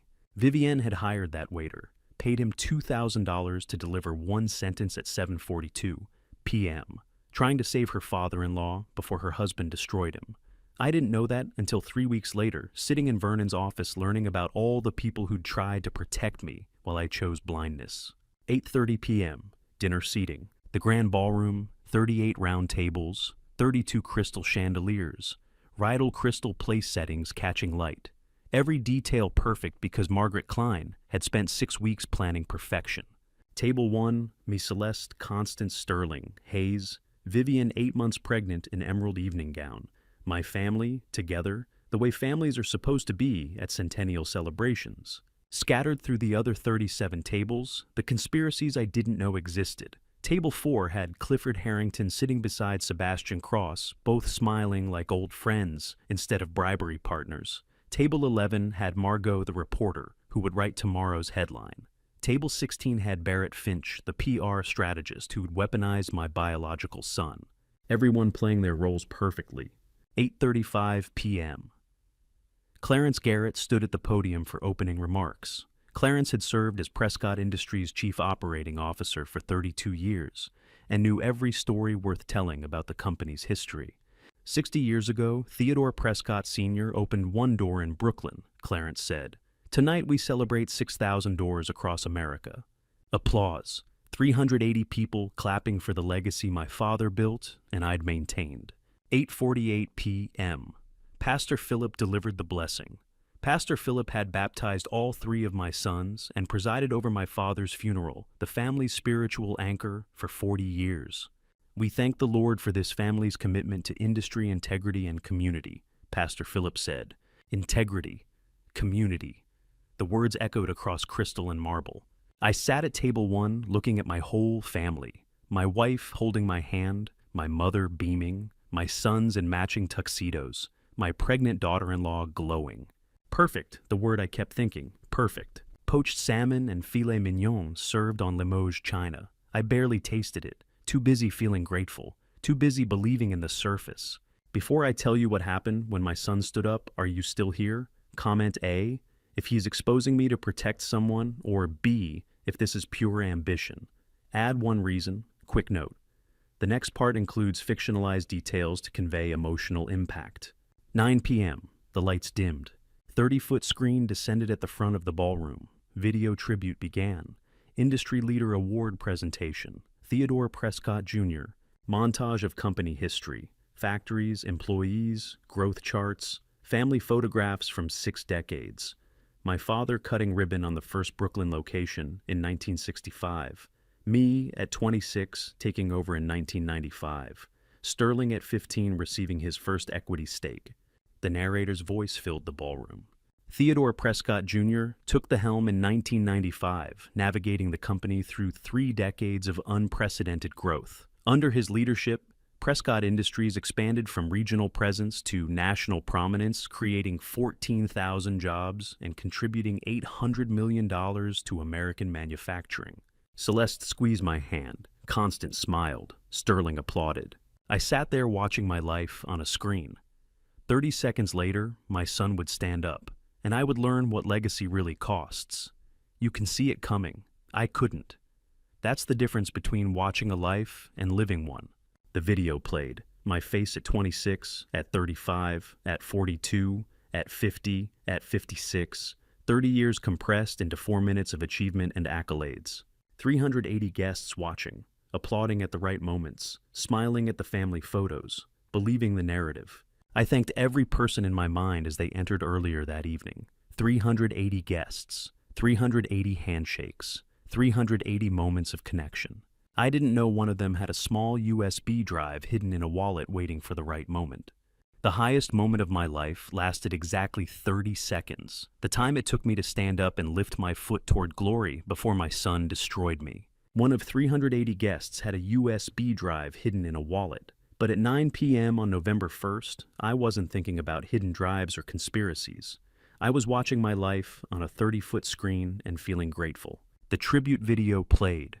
14 minutes of Prescott Industries history compressed into montage. Factories, employees, growth charts. My father in 1965, cutting ribbon on the first Brooklyn location. Me at 26 taking over in 1995. The company expanding from regional presence to national prominence. Minutes 6 through 10 focused on my mother. Constance Prescott filled the screen. Age 81, dignified in archive footage from 4 decades. The narrator's voice amplified across crystal and marble. Constance Prescott, the Iron Lady, who kept this family's vision alive through 4 decades of change. When markets crashed, when competition threatened, when the easy choice was to sell, Constance stood firm. The strength behind Prescott Industries' endurance. Constance sat beside me at table 1, nodding, self-satisfied, accepting the celebration she believed she had earned. I reached over, squeezed her hand. "Mom," I whispered, "you held us together, through everything." She smiled, patted my hand, said nothing, watched herself celebrated on screen. I watched my mother glorified for strength. I didn't know what that strength had destroyed. Didn't know about the 4 men she'd sent to Bleecker Street in September 1995. Didn't know about the $185,000 she'd paid Hartwell to fake a death and bury the evidence. I saw an Iron Lady. I should have seen a criminal. 380 people applauded the woman who'd ordered a murder. I applauded loudest. Celeste held my other hand, squeezed gently. I glanced at her. She smiled. Proud wife supporting her husband's big night. I didn't know her sister Colleen had coordinated the attack. Didn't know Celeste had signed off on every detail. I held hands with 2 women who'd tried to kill the mother of my biological son, and I felt blessed. Vivienne checked her Patek Philippe watch. 9:14 p.m. She knew what was coming. Knew her husband would stand in 16 minutes and destroy his father publicly. Knew she'd already signed divorce papers that would be served during the attack. She sat there 8 months pregnant carrying my grandchild, and waited for the collision she couldn't stop. The video continued. My face at 30, at 40, at 50, at 56. 30 years of achievement. 14,000 jobs created. $800 million contributed to American manufacturing. The legacy my father started and I'd expanded. The narrator praised my long-term vision, my commitment to American industry, my dedication to family values. Family values. The phrase echoed across the ballroom while I held hands with my mother, who'd ordered a killing, and my wife, who'd helped execute it. 9:15 p.m. The video ended. Lights stayed dim. Brahms' quartet playing softly. Transition moment before the award presentation. Vivienne stood, whispered to the table. Restroom, be right back. Nobody questioned it. 8 months pregnant, frequent bathroom breaks expected. She moved carefully between tables toward the west exit. While I watched my face on a screen being celebrated for 30 years of leadership, my daughter-in-law handed my assistant the weapon that would save me. I noticed neither transaction. I was too busy feeling grateful. Vivienne found Vernon near the west corner, thrust something into his hand, small USB drive, folded paper, her whisper urgent. All my husband's laptop files, Clifford's contract, ancestry DNA, distribute when needed. Vernon's hands trembled, eyes wide. He muttered, "Hey, what do you know?" Vivienne's voice steady, despite her shoulders shaking beneath Oscar de la Renta emerald silk. "Enough to know I married the wrong man. I have his child. I want my child not to grow up with a father like him. Vernon, you know what to do." She turned away, walked back to table 1, steps steady, face composed, sat down beside her husband who would destroy me in 15 minutes. Sterling leaned over, whispered something. She smiled, nodded, betrayed nothing. Vernon stood frozen for 7 seconds, holding the USB drive. Then he moved to the back corner, sat down, opened his phone, started reviewing the files Vivienne had copied from Sterling's laptop. All of this happened while I sat at table 1 feeling proud, watching the screen fade to black, waiting for my moment. 9:30 p.m. exactly. Clarence Garrett walked to the stage, stood behind the walnut podium with gold Prescott logo, adjusted the microphone, looked out at 380 guests. "Ladies and gentlemen," Clarence said, "it is my honor tonight to present the Industry Leader of the Year award." Applause started, polite, expected. Clarence continued, "This year's recipient has led Prescott Industries for 3 decades with vision, integrity, and unwavering commitment to American manufacturing. Under his leadership, the company has grown to a valuation of $2.4 billion, creating thousands of jobs and strengthening communities across this nation." The applause built, people starting to stand, champagne glasses raised. And Theodore Prescott Jr., 30 years of service to America. Please join me in honoring tonight's Industry Leader of the Year. Standing ovation, all 380 guests on their feet. Applause filling the crystal ballroom, the sound washing over me like vindication. I stood, emotions flooding, pride, gratitude, validation. Everything I'd worked for condensed into this moment. Celesta stood beside me, kissed my cheek, whispered, "I'm so proud of you." Constance nodded approval, her 81-year-old face beaming, the Iron Lady watching her son receive the crown she'd helped him build. Hayes applauded from my left, Hayes who'd tried to warn me twice. Hayes who had 14 pages of evidence in a locked box that could have stopped everything if I'd listened. Vivienne applauded, hands steady, despite knowing her husband was about to detonate everything. Sterling applauded, smiled, played the proud eldest son perfectly. Nobody saw the secondary microphone Barrett had positioned at his place, setting during dinner service. 30 seconds of applause, 380 people standing for me. I thought it was the sound of respect. It was the sound of 380 people who had no idea what was about to happen. Neither did I. You can see it coming. I couldn't. That's tragedy.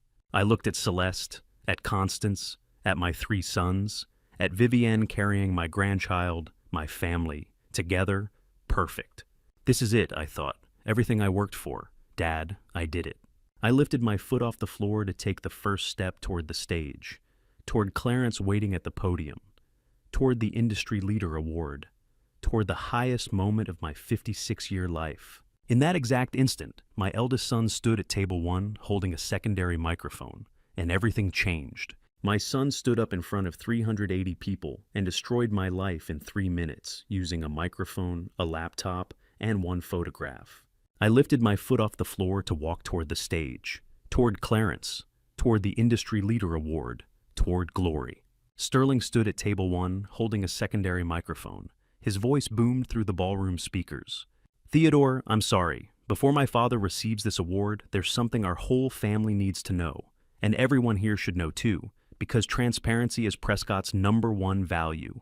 I froze, foot suspended mid-step. My brain couldn't process movement, couldn't understand why my son was speaking, why he had a microphone, why the standing ovation was fading to confused silence. Constance hissed from beside me. "Sterling, sit down now." Her voice sharp enough to cut crystal. The command she'd used on all 3 of my sons for 3 decades. The voice that meant immediate obedience or severe consequences. Sterling didn't sit. Celeste leaned forward, urgent whisper loud enough for table 1 to hear. "Sterling, this is not the time." Sterling looked at his mother, smiled, cold, calculated. Mom, you always say transparency is important, so I'll be transparent right now." He turned to face the ballroom, 380 guests still standing from the ovation, confused, uncertain whether to sit or keep standing, caught in the moment between celebration and disaster. Sterling opened his laptop, connected to the ballroom projection system. The 30-foot screen that had just shown my life's achievements went black for 2 seconds, then filled with documents. Ancestry DNA results, large text across the top, clinical, official, undeniable. Test subject Sterling James Prescott. Date: September the 17th, 2025. Ethnicity estimate 94%, Western European.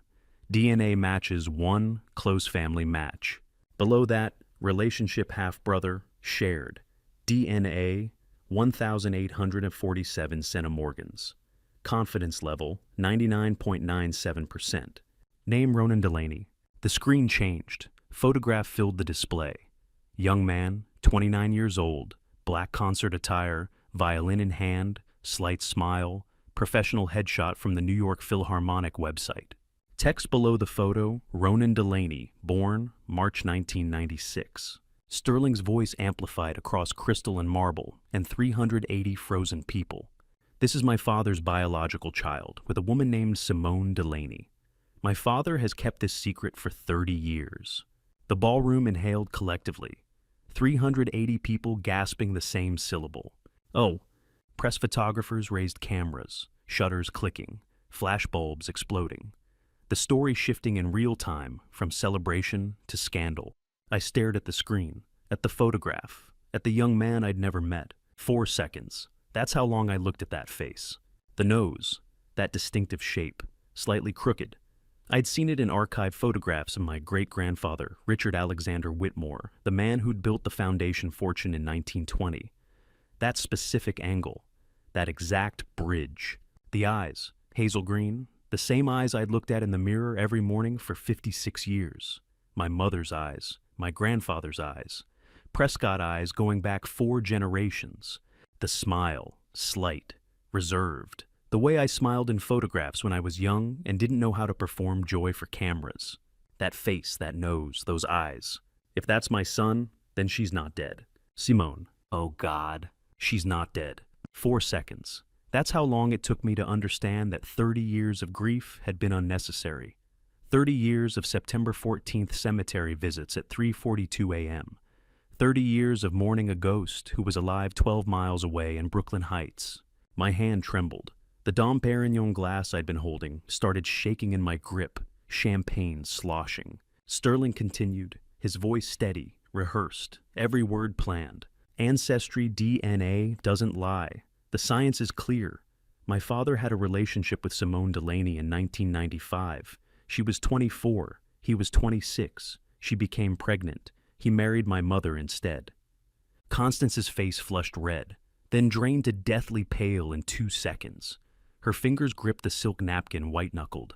She looked at me, then at Sterling, then at the screen, calculating. Celeste's hands trembled. She knocked her wine glass. Bordeaux spilled across her $14,000 emerald Cartier dress. Red stains spreading like blood across silk. She whispered, broken. Not quite to herself. Impossible. She's dead. I saw... She stopped, hand over mouth, realizing what she'd said, what she'd revealed. I didn't hear her clearly in that moment. The retrospective transcripts from the press recordings showed me later what my wife had whispered, the slip of tongue that exposed everything. But in that instant, I heard one word clearly. Sterling pronounced it into the microphone, full volume, every syllable distinct. Simone Delaney. I jumped to my feet, body moving before brain could think, slammed my hand down on the table. The gold tableware bounced 4 inches, Riedel crystal jumping. The Dom Perignon glass shattered on the plaza carpet, eyes bloodshot, tears streaming down my face, soaking into the Brioni tuxedo, hands shaking. I screamed, hoarse, raw, the sound of 30 years of grief colliding with desperate hope. Yijika, she's alive, tell me, is she alive? The ballroom went silent. 380 people frozen, press cameras capturing everything, my emotional breakdown broadcast in real time.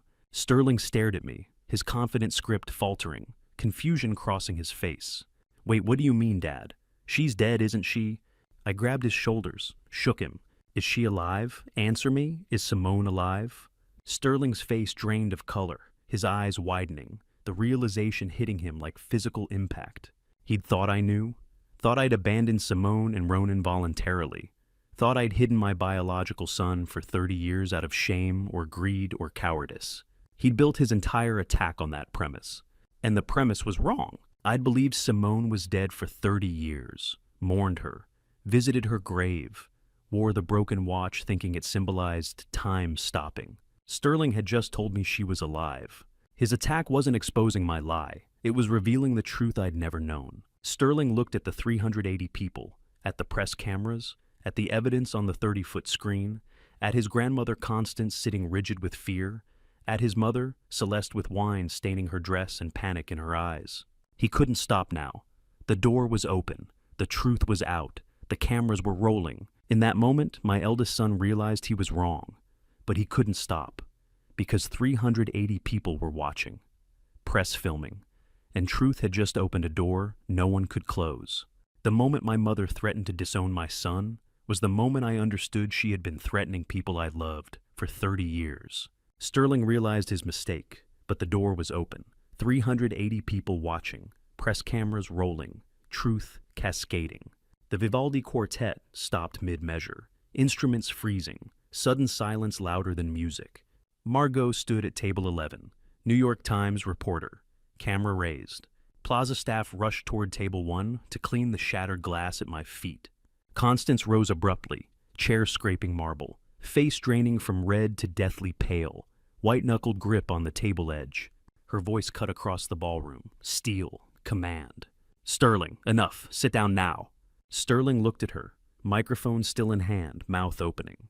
Then, Mother, I have to make this clear. Constance interrupted, cold, precise. Don't. One more word and you're no longer a Prescott. The ballroom inhaled. 380 people hearing a grandmother threaten to disown her grandson. Power weaponized. Fear disguised as authority. Sterling's hand trembled. The microphone slipped, fell, screeched across marble. He sat down, slowly, face pale. Celeste covered her mouth with both hands, sobbing. Red wine still staining her emerald dress. Mascara running black streaks. I remained standing, glass shattered at my feet, eyes locked on my mother. Mother, I said, voice hoarse. What did you just say to me? She's not dead. Constance looked at me, then looked away. Wouldn't meet my eyes. That's when I understood. I looked at my mother threatening my son, and saw the pattern. The invoice in her safe, $185,000 to Hartwell. Simone Delaney matter. The waiter's warning I'd dismissed. Watch your eldest son. Vernon's odd silences whenever I mentioned Simone. His face every September 14th when I left for the cemetery. Hayes trying to tell me something important. Twice. Me saying after the gala. She was the center. She was the weapon. She'd been threatening people I loved for 30 years, and I'd been too blind to see it. My mother. The Iron Lady celebrated 15 minutes ago for keeping our family strong. She'd kept us strong by threatening to destroy anyone who weakened her control. I opened my mouth to speak, but Vernon moved. 6 steps. I counted every one. He walked from the west corner where he'd been standing, where Vivian had handed him the USB drive 20 minutes earlier, where he'd been waiting, deciding. 75 years old, silver hair, black formal jacket, white tie, arms crossed over his stomach, holding something. 380 guests turned, watching him walk, slow, deliberate, each step measured. His voice cracked. 30 years of emotion breaking through. Enough, Sterling. You don't know what you're saying. He kept walking toward the center of the ballroom floor. Mr. Theodore, I should have said this sooner, 30 years ago. Constance gripped the table edge. Vernon, sit down, now, you have no right. Vernon didn't stop, kept walking those measured steps. In his hands a small USB drive, a yellowed paper envelope, a 4-page typed list, 30 years of evidence. Margot quietly raised her phone, recording. This wasn't family drama anymore. This was history. Tomorrow's New York Times front page. I watched my mother's face, pure panic, control slipping through white-knuckled fingers. Vernon reached the center of the ballroom floor, stopped, turned to face me, to face 380 guests. He raised the USB drive and yellowed envelope, evidence held high. His voice steady now. Resolution. Liberation. Madam, I kept silent for 30 years because you threatened to kill her if I spoke. The ballroom went completely still. No breath, no movement. Vernon continued. I kept quiet. She lived, and tonight I cannot keep quiet anymore. Kill her. My mother. Vernon. 30 years. I couldn't breathe. Constance's voice sharp. Desperate. That's a lie. Vernon looked at her. 40 years of loyal service ending in this moment. No, madam, it's not. He turned back to me, held out the yellowed envelope, hands trembling from release. September 14th, 1995. You asked me to drive you to Bleecker Street to see Miss Simone. I told you she'd gone to visit family in New Jersey. You believe me. My legs went weak. I grabbed the table. The truth, Vernon said, is that I'd found her 3 hours earlier. 4 men had attacked her. She was bleeding, pregnant, dying. I took her to Lenox Hill Hospital, saved her life, then hid her from everyone, from you, from the men your mother sent. Celeste gasped, covered her face. Constance stood rigid, silent, trapped. Vernon's voice broke. Your mother told me if I ever spoke a word about Miss Simone being alive, she would finish what those 4 men started, so I stayed silent. Sent money every month from my inheritance, kept her hidden in Brooklyn, protected her the only way I could. He looked at the USB drive. And tonight your daughter-in-law gave me evidence of what your eldest son was planning, so I decided. 30 years was long enough. 380 people, complete silence. I looked at Vernon, the man who'd been my family's butler for 40 years, who'd served my father, who'd taught me to tie a bow tie when I was 7, who'd driven me to my wedding, who'd held my sons when they were born. The man I'd called Vernon, never knowing his full name, never asking about his life, never seeing him as more than loyal servant. He'd waited 30 years for these 30 seconds, and I never knew. I heard my mother's voice through the Plaza ballroom speakers, ordering violence against the woman I loved, and in that moment understood evil wears pearls and speaks with perfect diction. Vernon had waited 30 years for these 30 seconds. Now he walked to the podium carrying the USB drive, 380 guests silent, watching. I stood at table 1, waiting for evidence, waiting for proof of what my butler had just confessed. Vernon connected the USB to the laptop, his fingers steady despite everything. 4 decades of butler training. Precision under pressure. The ballroom speakers crackled, then voices. Recorded audio, September 1995. 30 years old, but crystal clear. A woman's voice first, young, uncertain, trying to sound confident. We're just teaching her a lesson. I recognized it immediately. Celeste, age 25, my fiancée, the woman I would marry 1 month later. Then my mother's voice. No uncertainty, command, authority. The same tone she used ordering dinner menus or firing staff. Make sure she loses it. I don't care how. The Prescott name comes first. The recording continued 47 seconds. Background noise, movement, someone's pocket. The bodyguard had accidentally left his phone recording. Documented the entire conspiracy by accident. Preserved for 30 years. Now playing through Plaza Hotel ballroom speakers for 380 people. I heard my mother's voice ordering violence. The same voice that had read me bedtime stories when I was 7. that had congratulated me at my Columbia graduation, that had held my sons when they were born, that voice, commanding someone to make Simone lose the baby. My legs went weak. I grabbed the table edge. The recording ended. Silence crashed across the ballroom harder than any sound. 380 people staring at Constance Prescott, the Iron Lady. The matriarch celebrated 15 minutes ago for keeping the family strong. Constance collapsed into her Louis XVI chair, for the first time in 60 years, unable to stand straight. Shoulders trembling, hands covering her face.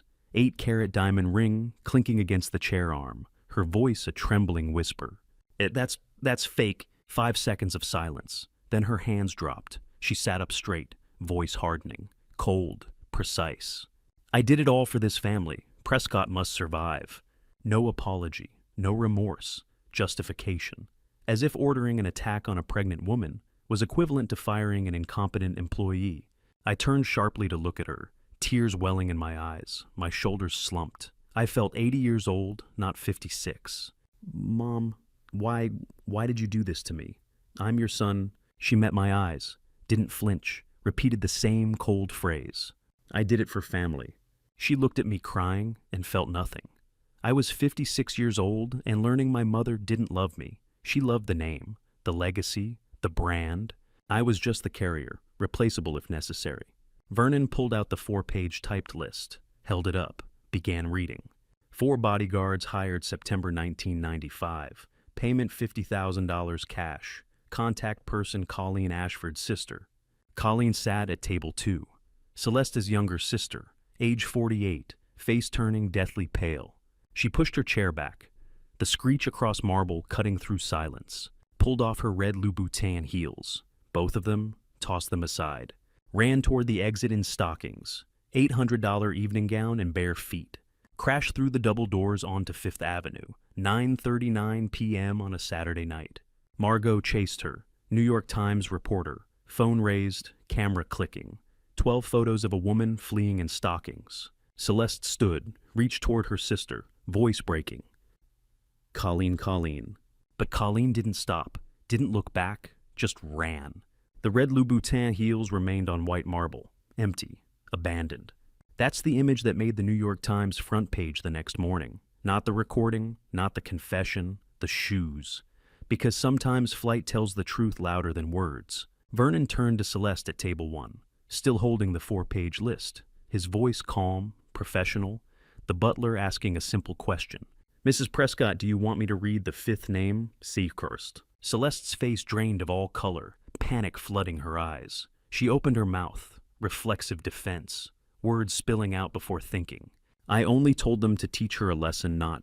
She stopped, mid-sentence, hand flying to cover her mouth, eyes going wide with horror, realizing what she just said. Confessed, in front of 380 people, in front of press cameras, in front of her husband standing 3 feet away. She'd tried to defend herself and accidentally admitted conspiracy. Choked sobs trapped in her throat, both hands over her mouth now. Too late to stop the words. She confessed trying to defend herself. That's how truth works. It doesn't wait for permission. I stood there, staring at my wife, the woman I'd been married to for 30 years, the mother of my 3 sons. The woman who'd held my hand through my father's funeral, who'd celebrated every business success, who'd shared my bed for 3 decades. She'd ordered an attack on Simone, been part of the conspiracy that stole 30 years of my life. And I'd never known. Slept beside her 10,000 nights. Never suspected. 380 guests sat in stunned silence. Margot's phone still recording. Vernon still standing at the podium, holding evidence. My mother sitting rigid in her chair. No remorse in her eyes, just cold calculation about damage control. My wife sobbing with her hands over her mouth. Confession already escaped, can't take words back once spoken. My sister-in-law fled onto Fifth Avenue in stockings, red heels abandoned on marble like evidence at a crime scene. Everything I'd believed about my family, about my life, about the past 30 years, all of it lies. Built on a foundation of violence I never knew happened. 380 guests heard my wife's confession. Press recorded every word. In 90 minutes, the New York Times would publish. In 12 minutes, my mother would cling to the table edge, unable to stand straight anymore. I wiped my tears with my great-grandfather's handkerchief and activated a clause written in 1965 that suspended my son in front of 380 people. My mother ordered the attack. My wife confessed conspiracy. My sister-in-law fled in stockings. All exposed, all recorded. New York Times publishing in 90 minutes. I pulled the handkerchief from my pocket. White linen, embroidered in the corner raw. Richard Alexander Whitmore I, my great-grandfather. The man who built the foundation fortune in 1920. Wiped my face. Took 8 steps to the main podium. Voice cracked but firm. I activate Founder's Emergency Clause, written by my great-grandfather Richard Whitmore I in 1965. Right here, right now. Quorum check, 11 of 15 board members present. Clarence stood from his seat, voice steady. Quorum confirmed. I gripped the podium. Vote 1, suspend Sterling Prescott as Senior Vice President and Clifford Harrington as board member due to conspiracy for hostile takeover. Raise hands if you agree. 9 hands rose simultaneously. 2 remained down, Clifford and 1 ally. 9 in favor, 2 against. Motion passed. Sterling turned pale, stood, voice desperate. "I father you can, I am your blood." I looked at him, my eldest son, 29 years old, the boy I'd taught to tie his shoes, to ride a bike, to play chess, to sacrifice the king if necessary. "You are my blood," I said, "but blood is not property. Property is legacy, and you sold your legacy." I stepped down from the stage, 4 steps toward the east door. Ronan stood there, 4 meters away, 29 years old, black violinist jacket, face pale, confused. Barrett had invited him tonight to be Sterling's weapon, to expose me publicly. Instead, he just learned his father didn't abandon him. His mother wasn't alone by choice. 30 years of grief based on lies Barrett told him at Penn Station 6 weeks ago. I shouted across the Plaza Grand ballroom, voice breaking, not caring about dignity anymore. "Son, I'm sorry, I'm sorry. I didn't know you existed 30 years. Etabaya." I reached him, embraced him with both arms, tears soaking into his violinist jacket. Ronan's hands stiffened. 3 seconds. Processing. Then his body broke. Pressed his face against my Brioni tuxedo chest, shoulders trembling, hands gripping my back, intermittent sobs. "Dad, Mom thought you left us." "I know," I choked. "I know. I'm sorry. I'm so sorry." I held my son, the son I never knew I had, the child stolen from me by violence and lies. 29 years of his life I'd missed. First words, first steps, graduations, everything. Gone, but he was here now, alive, real, in my arms. Celeste fainted, head tilting right, body collapsing into her chair.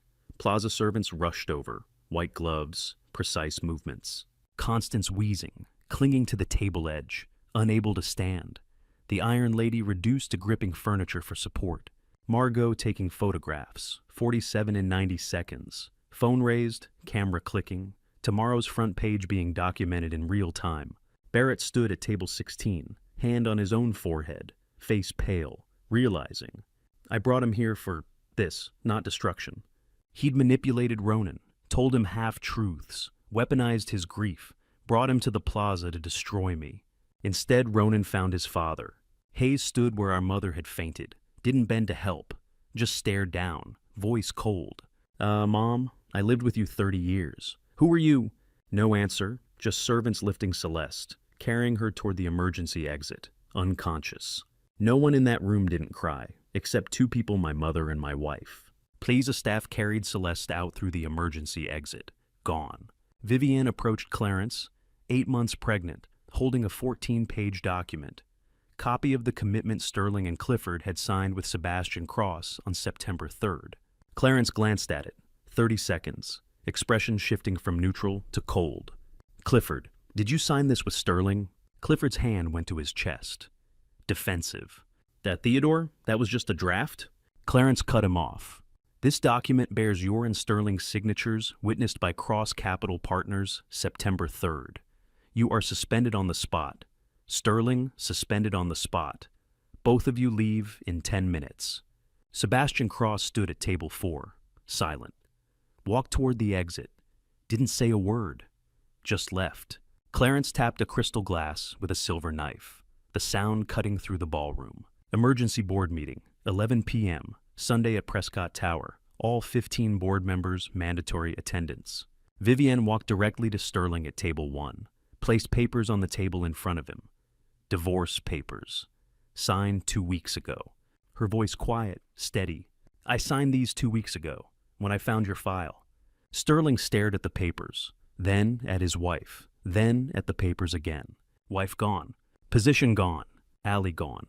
$1.2 billion gone. Reputation destroyed. Everything. In 18 minutes, I stood in the center of the ballroom, Ronan still in my arms, my biological son. The child I'd mourned without knowing he existed. Sterling at table 1, staring at divorce papers. My legal son. The child I'd raised who just tried to destroy me. Constance clinging to her chair. My mother. The woman who'd ordered violence. Celesta carried out unconscious. My wife. The woman who'd participated in conspiracy. Justice converging. Fairness and consequence meeting simultaneously. My eldest son lost everything in 18 minutes. Wife position, $1.2 billion in stock reputation, only ally. I thought it was the end of the night. I was wrong. The night was not over. The night I was destroyed became the most read story in America. By morning, and somewhere between the Plaza and Brooklyn, I stopped being a CEO and became just a father looking for the woman I never stopped loving. I thought the night was over. Sterling lost everything. Justice served. But the night continued. 11:42 p.m. Margot published the New York Times article online. Headline: Prescott Centennial, Gala becomes public reckoning, 30-year family conspiracy exposed. Photo me holding Ronan, both of us crying. The article went viral. 100,000 views in 90 minutes. Private family scandal becoming global public story overnight. The Plaza Grand Ballroom emptied slowly, midnight to 1:14 a.m. 380 guests filing out, whispering, staring. Some approached to say something. I don't remember what. I was numb. I left through the back door on Fifth Avenue, 1:14 a.m., November 2nd, Sunday morning. Vernon waited with the Cadillac Escalade, black, engine running. Ronan climbed in the back seat, silent, still processing everything. Barrett Finch approached the car, face pale, voice breaking. Please, let me come. I need to apologize to him, to Ronan. I looked at Ronan. He nodded. Barrett got in. I sat in the front passenger seat, exhausted, destroyed, but feeling something else too. Liberation, anxiety, hope. I looked at Vernon. Vernon, take me to her. He nodded. Put the car in drive. We pulled away from the Plaza Hotel. Manhattan streets empty at night. Yellow lights on Park Avenue, the city that never sleeps sleeping. We drove in silence. 20 minutes, heading toward Brooklyn Bridge. 1:23 a.m., the Cadillac crossing the bridge, yellow lights reflecting on the East River below. Dark water, November, cold. Ronan dozed in the back seat, Barrett staring out the window, silent. Vernon drove with one hand on the steering wheel, reached into his shirt pocket with the other, pulled out a yellowed envelope. 30 years old. Placed it in my hand. His voice cracked. 30 years of emotion. Young master, this is a letter Simone wrote you before she left September 17th, 1995. I should have given it to you 30 years ago. Grandmother threatened to kill her if I gave it. I kept it because I was afraid. I stared at the envelope. Yellowed paper. Aged. Brittle. My hands trembled. I opened it under the dashboard glow. Slanted handwriting. Simone's. From 1995. Faded but readable. Richard, I don't blame you. I just wish you'd come find me once. But I understand your family too big, I too small. Be happy. I will keep the child. And I will never tell anyone about you so the child won't be hurt by not having a father. Richard, the fake name I'd used when I first met her, hiding my Prescott identity for 8 months before revealing the truth on Coney Island, she'd written to Richard, not Theodore. Because Richard was the man she'd fallen in love with, the man who'd taken her to jazz clubs and kissed her in September rain, before wealth and family and legacy complicated everything. I read it again, slower. She didn't blame me. 30 years of grief and guilt. And she didn't blame me. She thought I chose them over her. She thought I was happy. While I mourned her death every September 14th at 3:42 a.m. for 3 decades. We were both wrong and both alone.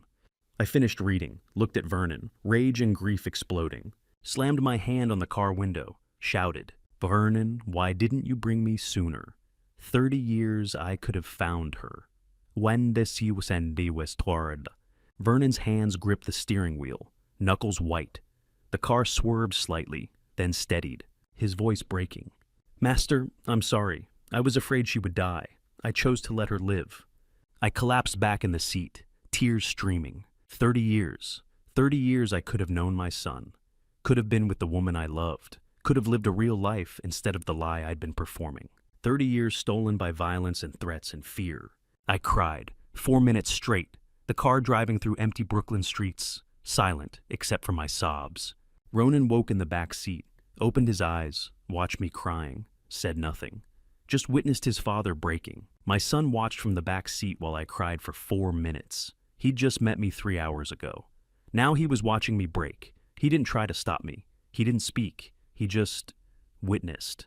Maybe that's what sons do. They witness their fathers becoming human. Vernon drove. Barrett stared out the window.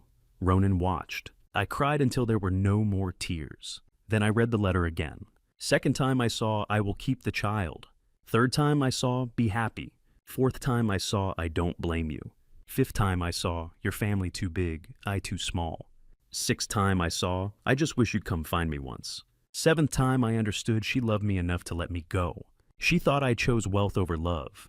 She thought I was happy with Celeste and my empire and my legacy. She thought she was protecting our son from the pain of an absent father. And I thought she was dead, buried in Trinity Cemetery, Plot 2, 47, gone forever. We were both prisoners of the same lie, just in different cells. The car drove through Brooklyn Heights, quiet residential streets, old brownstones, trees, November leaves on sidewalks. 1:46 a.m. Vernon stopped the car, turned off the engine. 17 Pierrepont Street, he said quietly. 3rd floor, apartment 3C. I looked at the building, 5 stories, brick, lights off except one window on the 3rd floor. She was in there, alive, real. 30 years I'd believe she was dead. And she was 12 miles away teaching piano and raising our son. I read that letter 7 times in the car. Each time I added a word I hadn't seen. When the car stopped at 17 Pierrepont Street, Brooklyn, at 1:46 a.m., I was no longer the man who left the plaza. I knelt on a $40 welcome mat in a wrinkled tuxedo worth $4,000 and begged the woman I loved for 30 years to let me atone for mistakes I didn't make. 1:47 a.m. The car stopped. I stepped out.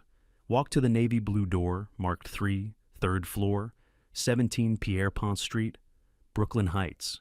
My fingers trembled. I knocked. 30 seconds, no answer, then footsteps. Light. Careful. The door opened. Simone, 54 years old, gray hair at the temples, same eyes from when she was 24, but wrinkles at the corners, red flannel house dress, standing in the doorway looking at me. We stared at each other. 30 seconds, neither speaking, just looking. She was alive, real, not a ghost, not a memory, not a photograph in my mind from 1995. Alive. I dropped to my knees, right there on the jute welcome carpet, $40. Rough under my knees, wrinkled Brioni tuxedo, $4,000. 56-year-old CEO of a company worth $2.4 billion kneeling on cheap carpet. Hands trembling on my thighs, voice breaking.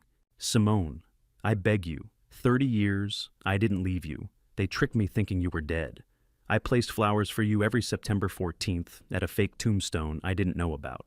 You're allowed to be angry at me for the rest of your life, but don't close the door. Let me atone for my mistakes, even if just for one day. Her hands trembled, gripped the door frame, knees weak. She stared down at me kneeling, speechless. 30 seconds, then she broke.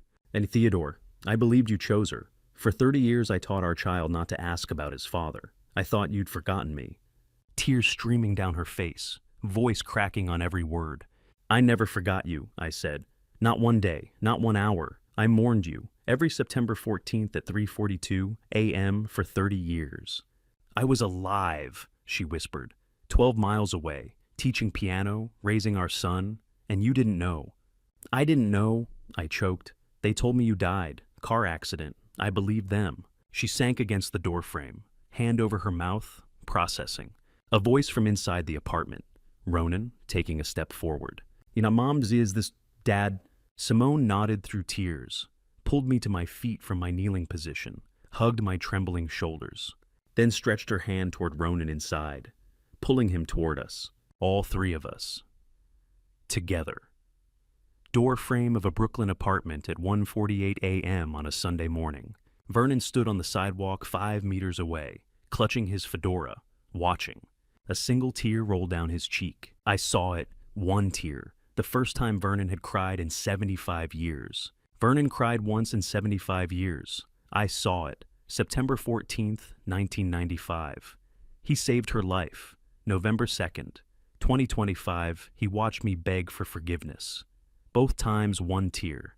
That's all Vernon ever gave the world. It was enough. Simone pulled us inside, all three, me, her, Ronan. The door closed behind us. Family reunited after 30 years. 8:14 a.m., Sunday morning. Knock on the door. I opened it. Barrett stood there, 28 years old, wrinkled shirt, awake all night, holding an 80-page manila folder. He dropped to his knees in the doorway. Father, this is evidence. Sterling forced me to approach your biological son first. I thought I was exposing him for justice because I believed you abandoned Mom. I signed on to part of the plan without knowing. Please read it. He has my signature.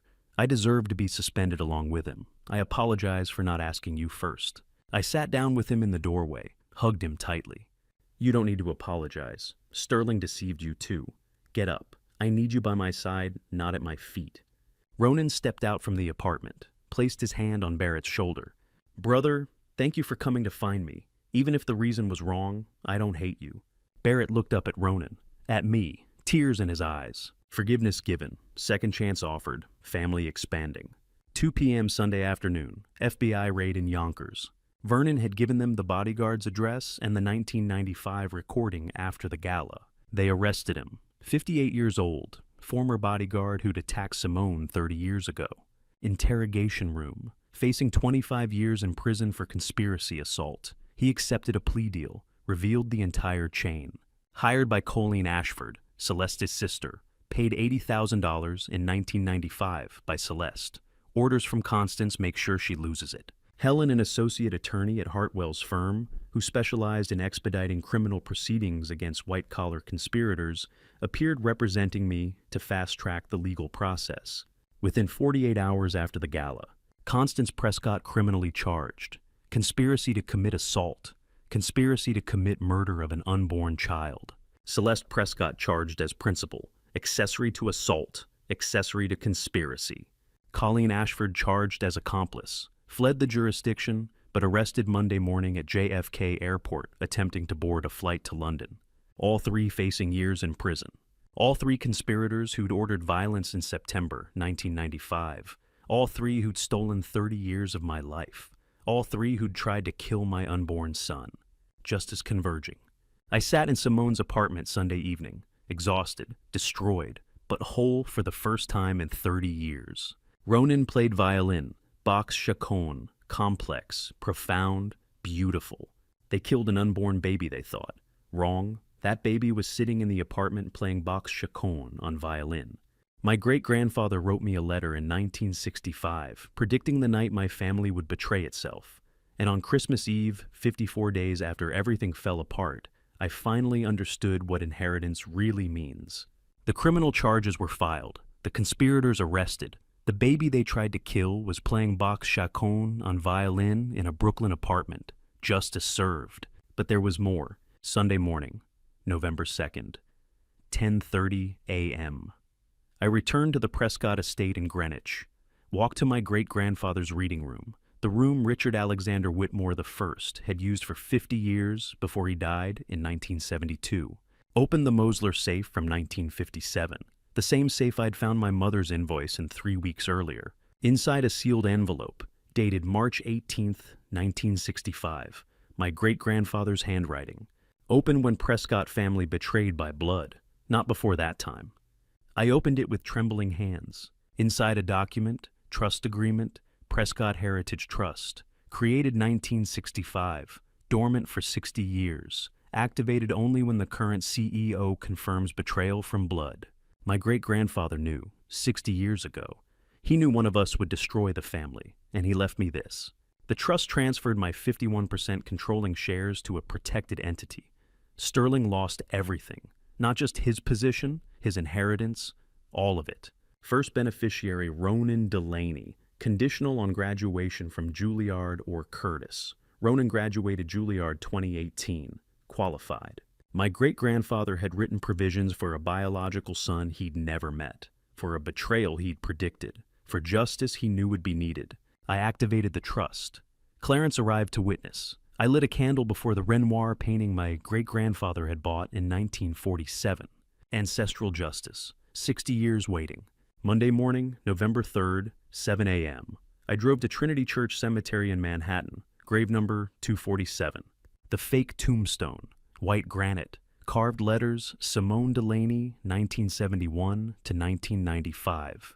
I'd visited 30 years. Every September 14th at 3:42 a.m., placed white magnolia flowers, mourned a lie. I stood there, looking at the stone. Then I raised my bare hands and smashed it. Bare fists on granite, again, 47 times. My fingers bled, blood on white granite, shards falling onto the magnolia flowers I'd just placed. Vernon stood 5 meters away, watching, didn't intervene. 47 times I smashed that tombstone, until my hands were bleeding, until the granite cracked, until the lie was shattered. I smashed that tombstone 47 times with bare hands. My fingers bled. I smiled, for the first time in 30 years. Spontaneous. Real. Liberation. Vernon offered his handkerchief, bandaged my hand. We sat on the wet grass for 47 minutes. Silence. Watching the sunrise. I'd buried her in my head for 30 years. In 47 minutes, I dug her up. She was waiting in Brooklyn. Didn't need a tombstone anymore. Needed to bring her home. Master, Vernon said quietly. She's waiting. Let's bring her home. December 24th, Christmas Eve, evening. 54 days after the Plaza Gala. Prescott Estate, great room. Fireplace crackling, snow falling heavy outside the Palladian windows. 12 people gathered. The Heritage Trust had been finalized December 15th. $1.2 billion seized from Sterling, transferred to Ronan. I'd filed for divorce from Celeste on November 2nd. Expected finalization, June 2026. Constance was under house arrest. Criminal charges pending. Ostracized. Alone. Celeste in Bedford Hills. Detention awaiting trial. Colleen in detention. Flight risk after JFK arrest. The bodyguard sentenced to 8 years. Sterling had lost everything. Left the family. I didn't know where he was. Didn't ask. But on Christmas Eve, the people who mattered were here.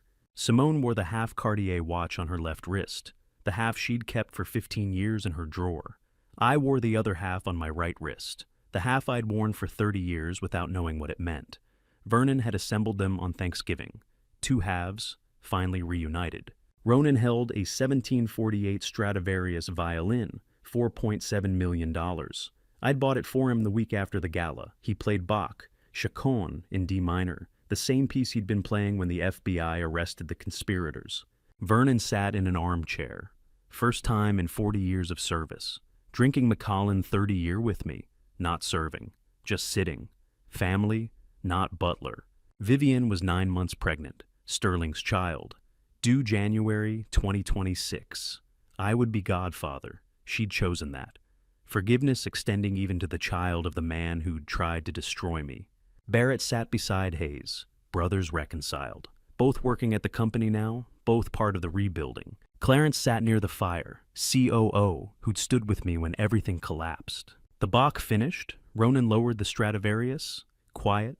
I looked at him, my son, 29 years old, the child I'd never known existed until 54 days ago. Do you want to call me father? I asked. Not now, when you're ready. Ronan put down the Stradivarius, walked over, hugged me, 30 seconds. Dad, he said, I'm ready. I held my son. The son stolen from me for 30 years, finally here, finally real. Vernon poured more Macallan into my glass, sat back in the armchair. He was no longer my butler, he was my family. I took Simone's hand, 54 years old, piano teacher, 30 years later, fingers trembling, nervous. Whispered, just for her. Simone, I'm not proposing to you. 30 years ago I got engaged with a lie. I won't repeat that mistake. I don't need another paper, don't need a ceremony. Just need you to sit beside me every morning with coffee. That's the wedding I've waited 30 years for." Her eyes reddened, hand gripping mine. She nodded slowly. "I don't need paper anymore," she said. "Just need to sit beside you without fear. I've been afraid 30 years. We didn't kiss, just held hands, watching the fire. She wore half the Cartier watch on her left wrist for 15 years. I wore the other half on my right wrist for 30 years. Vernon assembled them on Thanksgiving. Two halves, 30 years separated, finally whole. That's what we were. Two people broken apart by lies, finally sitting together. No wedding needed, just coffee in the morning. Vernon poured more whiskey. Snow fell outside. Ronan's Stradivarius silent on the chair. Peace. Some inheritances are passed down, some are stolen, and some you walk back to claim even at 56. I didn't marry her. I didn't need to. After 30 years, I understand marriage isn't a piece of paper signed in a church. Marriage is the decision to stay each morning, and I've decided. And to you listening to my story about family betrayal, remember this. Sometimes the people you trust most are the ones capable of the deepest wounds. Don't make my mistake. For 30 years, I chose comfort over truth. I saw the invoice in my mother's safe and closed it. I heard warnings and dismissed them. I believed lies because accepting the truth would have shattered the perfect family I thought I had. I was 56 years old before I learned that loyalty to people who hurt you isn't loyalty. It's denial wearing a respectable mask. Family betrayal cuts deeper than any other wound because it comes from those who should protect you. My mother ordered violence. My wife participated. My son tried to destroy me. But here's what I learned. Family isn't defined by blood or names. It's defined by who stays when truth comes out. Vernon kept Simone alive 30 years despite threats. Vivienne chose justice over marriage. Ronan forgave me for absence I didn't cause. I believe God put me through this to teach me one thing: real family chooses you every morning, not just on good days. If this story resonated with you, leave a comment telling me, have you ever experienced family betrayal? Sometimes hearing that you're not alone makes all the difference. Share this with someone who needs to hear it. And if you want more stories about truth, justice, and second chances, subscribe to Revenge Dad. Your support keeps these stories reaching people who need them. Thank you for staying until the very end. This story contains fictionalized elements created for storytelling and reflection. What matters is the lesson it carries, and I hope it stays with you.